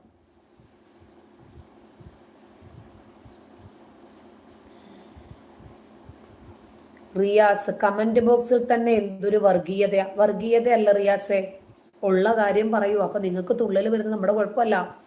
തെറ്റുകാരൻ ആരോ ആ വ്യക്തിയെ പറയൂ. ആ പ്രവാചകനെ കുറിച്ചിട്ടാണല്ലോ നമ്മൾ സംസാരിച്ചുകൊണ്ടിരിക്കുന്നത്.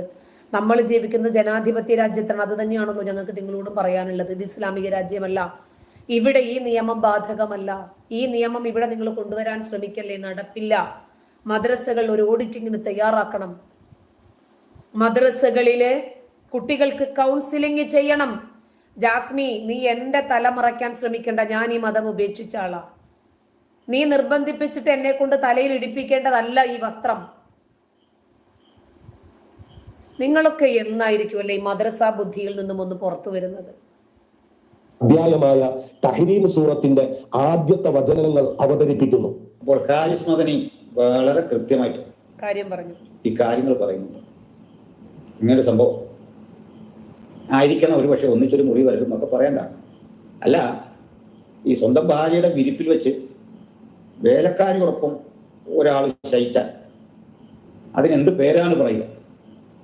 ഇത്രയും ധാർമ്മിക ബോധമുള്ള ഈ ഉസ്താദുമാർ ഇങ്ങനെ ഒരാളിനെ റോൾ മോഡലായി കാണുകയും മുകേഷിനെ വിമർശിക്കുകയും ചെയ്യും. അത് എന്തിന്റെ അടിസ്ഥാനം എന്ന് ഇസ്ലാമിനെ ശരിയായ സ്രോതസ്സിൽ പഠിച്ചിട്ടില്ല എന്ന് നിങ്ങൾ ആക്ഷേപിക്കുന്ന ഞാൻ തന്നെയുമല്ല, സിദ്ദീഖിനെ ഒക്കെയാണ് നമ്മുടെ പുലിയാർ കാസ്മി അവിടെ വിമർശിക്കുന്നത്. എന്ത് കാര്യം? ഇപ്പോ സിദ്ദീഖ് തിരിഞ്ഞു എന്ന് ചോദിക്കുകയാണ്. അതെ, കൂടുതലൊന്നും പറയണ്ട, നിങ്ങൾ നബിയുടെ ചരിത്രം പോയി പഠിക്കുമെന്ന് പറഞ്ഞാൽ ഫ്ലാറ്റ്. ചോദിച്ചാൽ ഒരു മറുപടി പറയാനുള്ള ബാധ്യത നിങ്ങൾക്കുണ്ട്. അനൂപ് ജോസഫേ, ഞാനല്ല അവിഹിതം, നമ്മുടെ ഗ്രന്ഥത്തിനകത്തുള്ള അവിഹിതങ്ങളെ കുറിച്ചിട്ടാണ് പറയുന്നത്. ഞങ്ങളെ ഭൂമി നിർത്തി കളഞ്ഞിട്ടോ മന്ത്രിമാരുടെ പിയെ വിട്ട് അല്ലെങ്കിൽ അങ്ങനെ പോലീസിനെ ഉപയോഗിച്ചിട്ടോ ഒന്നും കാര്യമില്ല. നിങ്ങളുടെ ചില കളികളൊക്കെ എനിക്കറിയാം. അതിനോട് പറഞ്ഞത്. അപ്പൊ ആദ്യം ഇതിനൊരു ഉത്തരം പറ. നിങ്ങൾ എന്താണ് ഈ പറഞ്ഞത്? സിനിമാ മേഖല മുഴുവൻ ഇങ്ങനെ കുറെ പ്രശ്നങ്ങളുണ്ട്, അതുകൊണ്ട് ഇസ്ലാം പണ്ടേ ഇതിനെതിരെ എന്തൊക്കെയോ കണ്ടിരുന്നു. എന്ത് കണ്ടെന്നാണ് ഈ പറയുന്നത്? ഇപ്പൊ ഈ ഹാരിസ് മദനി പറഞ്ഞത് ഇനി നിങ്ങൾ തിരുത്താൻ നിങ്ങൾക്ക് കഴിയുമോ? മറ്റേ മദനിക്ക് എന്തൊരു ധാർമ്മികത, എന്തൊരു നീതിബോധം. ഇനി അടുത്തതിലേക്ക് കൂടെ വരാം. ഈ ഹാരിസ് മദനിയിൽ നിന്ന് മാത്രം നമുക്ക് എടുക്കണ്ട. നമുക്ക് ഈ തെളിവെടുക്കുമ്പോ ഫൈസൽ പറയാണ്, മദ്രസ നിങ്ങൾ ഒലത്തുമെന്ന്. ആരും ഒലത്തുന്നില്ലടാ. നീ നിന്റെ കുഞ്ഞിനെ പറഞ്ഞു വിട. ഉസ്താദ് നിന്റെ കുഞ്ഞിനെ കയറി പിടിക്കുന്നത് വരെ മാത്രമേ ഈ മദ്രസയെ നീ പ്രോത്സാഹിപ്പിക്കൂ. അവനവന്റെ തൊടയിലൊന്നും ഉള്ളു കിട്ടണമിടാ. ആരാന്റെ മക്കളെ പിടിച്ച് ഇവന്മാര് കശക്കി എറിഞ്ഞാലേ നിനക്കൊന്നും തോന്നൂല. സ്മിത ജോർജ് തലമറയ്ക്കണം, പക്ഷെ മുലകുടി ഹദീസ് നമുക്ക് അല്ല. സ്മിത ജോർജ്, അത് ഓർത്തപ്പോഴാണ് ഞാൻ വേറൊരു കാര്യം കൂടി പറഞ്ഞുതരാം. ഒരിക്കല് എനിക്ക് കുറച്ച് ഗൈനക്കോളജിസ്റ്റ് ആയിട്ടുള്ള സുഹൃത്തുക്കളുണ്ട്, ആൺകുട്ടികളാണ്. അപ്പോൾ ഒരിക്കൽ അവൻ എന്നോട് പറയുകയാണ്, ഒരുത്തി വന്ന് പ്രസവിക്കാൻ കിടക്കുന്നുണ്ട്, മലപ്പുറത്താണേ, ഹോസ്പിറ്റലിൻ്റെ പേരൊക്കെ പറഞ്ഞു, പക്ഷെ ഞാൻ ഇവിടെ അത് പറയുന്നില്ല. ആള് അരയ്ക്ക് താഴോട്ട് പ്രസവിക്കാൻ കിടക്കുകയാണല്ലോ, പക്ഷേ ഒരു ഷാള് കൊണ്ട് മുഖം മറച്ചിട്ടുണ്ട്. അതാണ് പിന്നെ ആകെ ഒരു സമാധാനം. മുഖം കാണരുത്, ബാക്കി ഭാഗം കണ്ടാലും കുഴപ്പമൊന്നുമില്ല എന്ന് പറയുന്നത് പോലെ അവരുടെ കാര്യം. രണ്ടാമതൊരാളിൽ നിന്നുകൂടി എടുക്കണം. അള്ളാന്റെ ആദ്യത്തെ നിലപാട് രണ്ടുപേരും മതിയായിരുന്നു ചിലതരം കുറ്റകൃത്യങ്ങൾക്ക്. അത് മൂന്നാം ഈ ആയിഷയും സഫ്വാനും തമ്മിലുള്ള ആ ഒരുമിച്ചുള്ള യാത്രയ്ക്ക് ശേഷം എനിക്ക് തോന്നുന്നു ഈ ആയിഷയും സഫ്വാനും തമ്മിലുള്ള ഒരു യുദ്ധം കഴിഞ്ഞ് മടങ്ങി വരുന്ന വേളയിൽ ആയിഷയേക്കാൾ ഒരു കിളുന്തിനെ നബിക്ക് കിട്ടിയപ്പോ നബി തൽക്കാലം അതിനെയും കൊണ്ട് അങ്ങ് പോയി. ആയിഷയെ മൈൻഡ് ചെയ്തില്ല. അതുകൊണ്ട് ആയിഷ എന്ത് ചെയ്തു? കൂട്ടത്തിൽ കണ്ട സഫ്വാന്റെ കൂടെ ആയിഷയും അങ്ങ് പോയി. അതാണ് ആയിഷ സഫ്വാൻ സംഭവം. യാത്രയ്ക്ക് ഒറ്റക്കാരൻ ജാരശങ്ക മുഹമ്മദിന് പോലും ഉണ്ടായി. ഇങ്ങനെയുള്ള സംഭവത്തിലായിരിക്കാം അള്ളാഹ് ചിലപ്പോഴൊക്കെ ഇങ്ങനെ ആയത്തിറക്കും. പലപ്പോഴും അള്ളാഹ് ആയത്ത് സമയത്തിന് വരാറില്ല. ഒരു കാര്യത്തിലെ ആയത്ത് സമയത്തിന് വന്നിട്ടുള്ളൂ. അത് മുഹമ്മദിന്റെ കല്യാണം. ബാക്കി പ്രതിസന്ധി ഘട്ടത്തിലൊക്കെ അള്ളാഹ് മനഃപൂർവ്വമാണോ അല്ലയോ ആയത്ത് താമസിപ്പിക്കുന്നത്. ഏതായാലും മറ്റൊരു ഉസ്താദ് കൂടി പറയട്ടെ. ഉസ്താദെ, ഈ ഹാരിസ് മദനി പറഞ്ഞ പോലെ തന്നെയാണോ താങ്കൾക്കും ഈ തഹരീം എന്ന അധ്യായത്തെ പറ്റി പറയാനുള്ളത്? 66.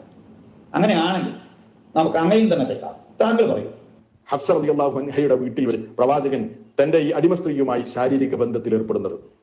ആ ദിവസം സത്യത്തിൽ ഹഫ്സ റളിയല്ലാഹു അൻഹയുടെ ദിവസമാണ്. പ്രവാചകൻ ഹഫ്സയുടെ കൂടെ കഴിയേണ്ടത്. സിനിമക്കാര് കണ്ടാലേ അല്ലാഹ് ആദ്യം സിനിമക്കാരെടുത്ത് ഇതാണ് നിങ്ങൾക്ക് ഇട്ടുതരിക. അതെ, കൂടുതലൊന്നും പറയണ്ട, മുസ്ലിങ്ങൾ ആദ്യം നിങ്ങളുടെ മതം അങ്ങ് ശരിയാക്കുക, അത് കഴിഞ്ഞിട്ട് ഞങ്ങളുടെ മെക്കെട്ട് കയറിയാൽ മതി എന്നായിരിക്കും പറയാ.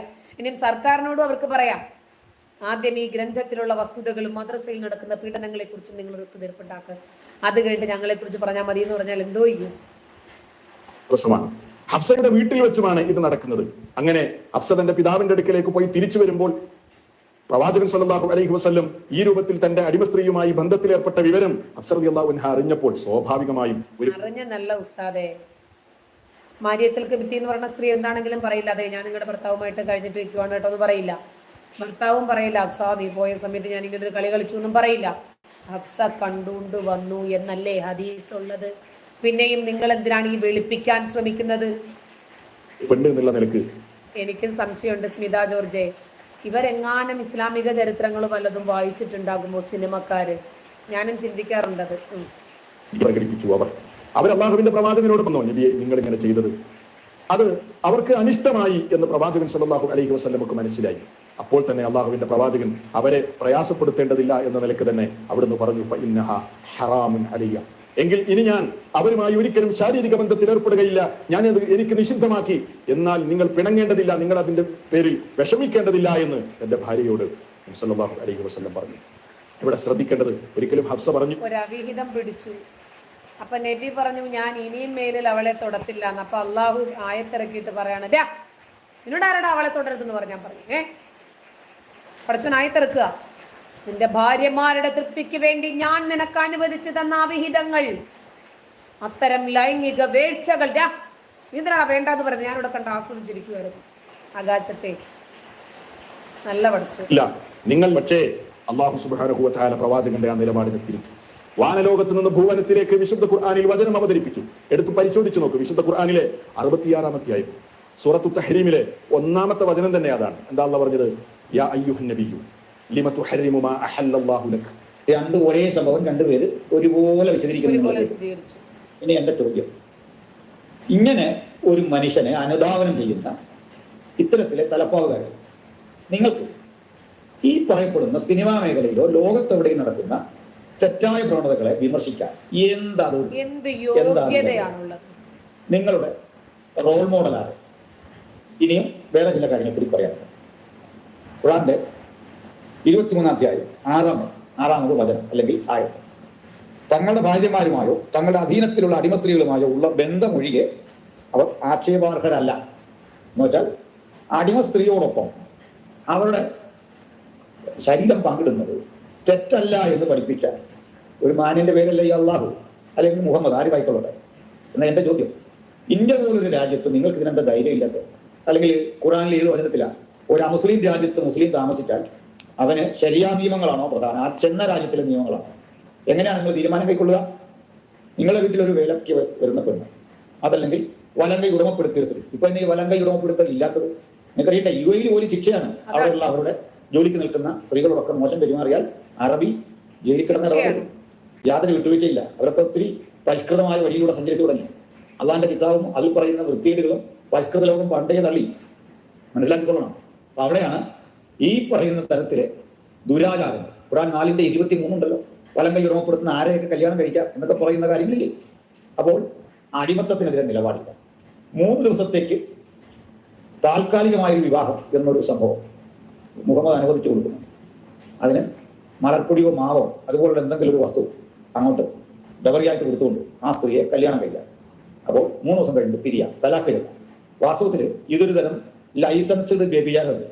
നിങ്ങളൊരു നാട്ടിൽ ചെല്ലുന്നു, ആ നാട്ടിൽ നിങ്ങൾക്ക് താമസിക്കാം, നിങ്ങൾ തനിച്ചാകുന്നു, ലൈംഗികമായ ആവശ്യത്തിന് വേണ്ടി പരിചയപ്പെടുന്ന ഒരു സ്ത്രീക്ക് നിങ്ങൾ എന്തെങ്കിലും മഹർ കൊടുക്കും. ആ മഹർ കൊടുത്തിട്ട് അവരെ നിങ്ങൾ 3 ദിവസത്തേക്ക് സ്വന്തമാക്കും. എന്നിട്ട് ഓരോ നേരം അവരെ ഉപേക്ഷിക്കും, തലാക്ക് കൊടുക്കും, അവർക്ക് എന്തെങ്കിലുമൊക്കെ കൊടുക്കും. ഇത് വിചാരമല്ലേ? ഇത് ഉമർ റദ്ദ് ചെയ്യുന്നുണ്ട്. ഉമർ എന്തിനാ റദ്ദ് ചെയ്യുന്നത്? ഉമർ ആദ്യം റദ്ദ് ചെയ്യാൻ അള്ളാന്റെ പ്രവാചകം കൊണ്ടുവന്ന കാര്യങ്ങൾ ഉമറിന് റദ്ദ് ചെയ്യാൻ പറ്റുമോ? ഉമർ എന്നതൊക്കെ ചുമ്മാ കൈവച്ചാൽ മതി. ഉമറിന് ഖത്താബ് ആര്, മുഹമ്മദ് മുസ്തഫ ആര്, രണ്ടുപേരും കണ്ടല്ലേ? അധികാരം ആർക്കാണ്? അപ്പോൾ ഇത് അനുവദിച്ചു കൊടുത്ത പ്രവാചകൻ, അതുപോലെ തന്നെ അടിമത്വം അനുവദിച്ചു കൊടുത്ത പ്രവാചകൻ, ശിശുഭോഗം അനുവദിച്ചു കൊടുത്ത കർത്താവ്, ഇത്തരത്തിലെ ഒരു മഹാരഥൻ, ഇദ്ദേഹത്തെ നിങ്ങൾ റോൾ മോഡലാക്കുക. എന്നിട്ട് അതിൽ എത്രയോ ചെറിയ കുറ്റങ്ങളാണ് അമ്മയിൽ നിന്ന് പുറത്തു വരുന്നത്. അതുമായി ബന്ധപ്പെട്ട ഹേമ കമ്മിറ്റി റിപ്പോർട്ടിൽ പുറത്തു വരുന്നത്. അതുകൊണ്ടാണ് ഞാൻ പറഞ്ഞത്, തീർച്ചയായും നിങ്ങൾ ഖുറാന്റെയോ ഹദീസുകളുടെയോ സീറകളുടെയോ തഫ്സീറുകളുടെയോ എല്ലാ തരത്തിലുള്ള വിശകലനങ്ങളും എടുത്ത് പഠിച്ചാൽ അതിൽ എത്രയോ മാന്യനാണ് ഈ സിദ്ദിഖും മുകേഷും, അവിടെ പേര് പറയുന്ന മറ്റേ ജയസൂര്യയും ഒക്കെ എത്രയോ മാന്യനാണ്. അവരാരെങ്കിലും ഇത്രയും ഹീനകൃത്യങ്ങൾ ചെയ്തു? മാത്രമല്ല, ഇനി അവർ കുറ്റവാളി എന്ന് കോടതി വിധിക്കണം, അതുവരെ സമയം കിടപ്പുണ്ട്. ഇപ്പൊ അവർ ആരോപണ ബാധിതരാണ്. അല്ല, പിന്നെ ഒരു കാര്യമുണ്ട്, അവരാരും ഞങ്ങളെ റോൾ മോഡലാക്കണമെന്ന് പറഞ്ഞിട്ടില്ല. ഞങ്ങളുടെ ജീവിതത്തിൽ ഞങ്ങൾക്ക് പോരായ്മകളും തെറ്റുകളും കുറ്റങ്ങളും സംഭവിക്കില്ല എന്ന് പറഞ്ഞിട്ടില്ല. അവരിതാ വിചാരണ നേരിടാൻ പോകുന്നു. അവര് വിചാരണ നേരിടും. ഞാൻ ചെയ്യുന്നത് എന്തും അനിഷേധ്യമാണെന്നും അത് ചോദ്യം ചെയ്യാൻ പാടില്ല എന്നും അവരാരും പറഞ്ഞിട്ടില്ല. ശരിയും തെറ്റൊന്നും എന്റെ വിഷയമല്ല, കോടതി വിധിക്കട്ടെ. അവർ ശിക്ഷിക്കപ്പെടുകയോ അല്ലെങ്കിൽ അവർ പുറത്തു വരികയോ ഒക്കെ ചെയ്യട്ടെ. എന്തിനാണ് പറഞ്ഞത്? ഇത്തരത്തിലെ ഒരു ചിന്താധാരയുടെ പിൻബലത്തിൽ നിന്നുകൊണ്ട് നിങ്ങൾ ഈ വിമർശനവും ആത്മരോഷ പ്രകടനമൊക്കെ നടത്തുമ്പോൾ അതൊരു തരം മലർന്നു കിടന്നുള്ള തുപ്പലല്ലേ എൻ്റെ പ്രിയപ്പെട്ട ഉസ്താദന്മാരെ. ഇതേ കാര്യം നമ്മുടെ ഡോക്ടർ അനിൽ മുഹമ്മദും ചെയ്യുന്നു. അദ്ദേഹത്തിന്റെ ആ പതിവ് ശൈലിയിൽ അദ്ദേഹം ഇങ്ങനെ ആളറി ചിരിച്ചുകൊണ്ട് ഇത്തരത്തിലെ ചില വിമർശനങ്ങൾ നടത്തുന്നുണ്ട്. നിങ്ങൾക്കൊക്കെ വാസ്തുവിൽ എന്താണ് പറ്റിയത്? എന്ത് എത്തിക്സാണ് നിങ്ങളെ ഭരിക്കുന്നത്? എന്നിട്ട് നിങ്ങൾ അതും കൈവച്ചിട്ട് ഞങ്ങൾ ഇത്തരം ചോദ്യം ചോദിക്കുമ്പോൾ നിങ്ങൾക്ക് അടിസ്ഥാനപരമായ ഒരു വിമർശനം ഉന്നയിക്കാൻ ത്രാണിയില്ല. തിരികെ നിങ്ങൾ പറയുന്ന അമേരിക്കയിൽ ഇങ്ങനെ നടത്തി, ഓസ്ട്രേലിയ നടത്തി, വേറെ ഇടത്ത് നടത്തി, അതിനെന്ത്? അതും തെറ്റ് തന്നെ. ഞങ്ങൾക്ക് അത് തെറ്റ് തന്നെയാണ്. ആര് നടത്തിയാലും തെറ്റാണ്, ആര് തെറ്റ് ചെയ്താലും തെറ്റാന്ന് പറയാൻ കഴിയണം. അപ്പൊ അത് ഒരാൾ ചെയ്താൽ മാത്രം അതിനുള്ള അള്ളാഹുവിന്റെ കൺസെന്റ് ഉണ്ട്, ബാക്കി മനുഷ്യർക്ക് അത് അനുവദിച്ചിട്ടില്ല. ഇത് എന്ത് തരം നീതിബോധമാണ്? നിനക്കൊരു ദുഃഖവും വരാതിരിക്കാൻ ഞാൻ ഇങ്ങനെ പെണ്ണിനെ സപ്ലൈ ചെയ്തുകൊണ്ടിരിക്കുന്നൊക്കെ പറയുന്ന തരത്തില് കിതാബും കൈ വെച്ചിട്ട് നിങ്ങൾ ആരെയും വിമർശനത്തിന് ഇറങ്ങിയത്? നിങ്ങളുടെ ധാർമ്മികമായ നിലപാടെന്താണ്? നിങ്ങൾക്ക് റോൾ മോഡൽ ഉണ്ടെന്നോ? പണ്ടൊരിക്കൽ പറയുന്നത് കിട്ടും, ഞങ്ങൾക്കൊരു റോൾ മോഡൽ ഉണ്ട്. ഈ റോൾ മോഡലിനെ അനുകരിച്ച് നിങ്ങൾ ഇന്ത്യയിൽ ജീവിച്ചാൽ ഇന്ത്യൻ ശിക്ഷാ നിയമം ഒരു സംഭവമുണ്ട്, നിങ്ങൾ അകത്ത് പോകും. മനസ്സിലായി? ഞാൻ എപ്പോഴും പറയാറുണ്ട്, നിങ്ങൾക്ക് സോക്രട്ടീസിന്റെയോ പ്ലേറ്റോയുടെയോ ശ്രീനാരായണ ഗുരുവിന്റെയോ മഹാത്മജിയുടെയോ ഒക്കെ ജീവിതത്തെ അനുകരിക്കാം. അവർ ജീവിച്ച പോലെ ജീവിച്ചാൽ എല്ലാ നാടും നിങ്ങളെ ബഹുമാനിക്കും. മുഹമ്മദ് ജീവിച്ച പോലെ ജീവിച്ചു നോക്കണം മദനിമാരെ. നിങ്ങളുടെ കാര്യം തീർന്നില്ലേ? ജീവിതമേ തീർന്നു, ജയിലാണ്. മുഹമ്മദ് ജീവിച്ച പോലെ നിങ്ങൾക്ക് UAE തന്നെ ജീവിക്കാൻ പറ്റുമോ? വേറെ ചെല്ലാൻ പറ്റില്ല. അവിടെയൊക്കെ ചെന്നാൽ നിങ്ങൾ അകത്ത് പോകും. ഈ 6 വയസ്സുകാരിയെ വിവാഹം കഴിക്കുക, എന്നിട്ട് അതിന് കുറെ ന്യായീകരണം കണ്ടുപിടിക്കുക, അത് മരുമകളെ വിവാഹം കഴിക്കുക, അതിന് കുറെ ന്യായീകരണം പറഞ്ഞുകൊണ്ടിരിക്കുക. അപ്പൊ അങ്ങനെയുള്ള ഇവരെ കൊണ്ട് ഇത്രയും പറയിപ്പിച്ചത് ആരാണെന്നറിയാം? അവരുടെ മതങ്ങളും ദർശനങ്ങളും ആശയങ്ങളും നിലപാടുകളുമായിട്ട് അവരുടെ പാട്ടിന് മുന്നോട്ട് പോയി. അവരെ കുത്തിപ്പൊക്കി അവരുടെ മതപ്രമാണങ്ങളിലെ വിശ്വാസ്യതയും വിശ്വാസയോഗ്യതയും വിശ്വാസരാഹിത്യങ്ങളും പുറത്തെടുത്ത് അവരെ വിമർശിച്ചപ്പോൾ അവർ നമ്മുടെ പ്രമാണങ്ങളെ കുറിച്ച് പഠിച്ച് വിമർശിക്കാൻ തുടങ്ങി. വടി കൊടുത്ത് അടി വാങ്ങിയതല്ലേ?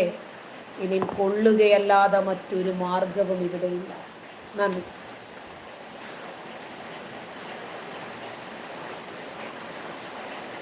അനൂപ് ജോസഫ്, മുത്തുച്ചിപ്പി ഇതിലും നല്ലതാണ്, മുത്തുച്ചിപ്പിയെ റമാനിക്കല്ലേ.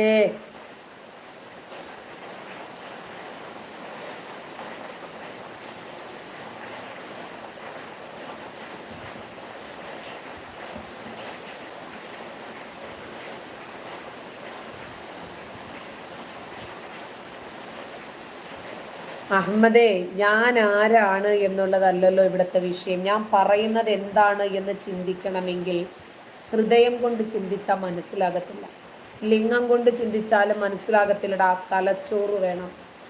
അതുകൊണ്ട് ചിന്തിച്ചാലല്ലേ മനസ്സിലാകൂ. തലച്ചോറ് കൊണ്ട് ചിന്തിക്കുന്ന ഒരുപാട് ആളുകൾ ഇവിടെ ഉണ്ട്. അവർ ചിന്തിക്കുന്നുണ്ട്, അവർക്ക് ഞാൻ പറയുന്നത് എന്താണ് എന്ന് മനസ്സിലാക്കുകയും ചെയ്യും.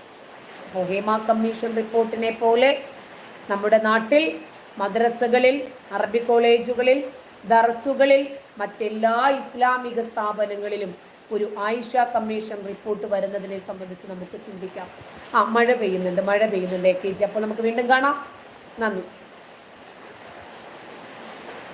അശ്വിൻ 500K ആകാൻ പോകുന്നു. Okay, thank you.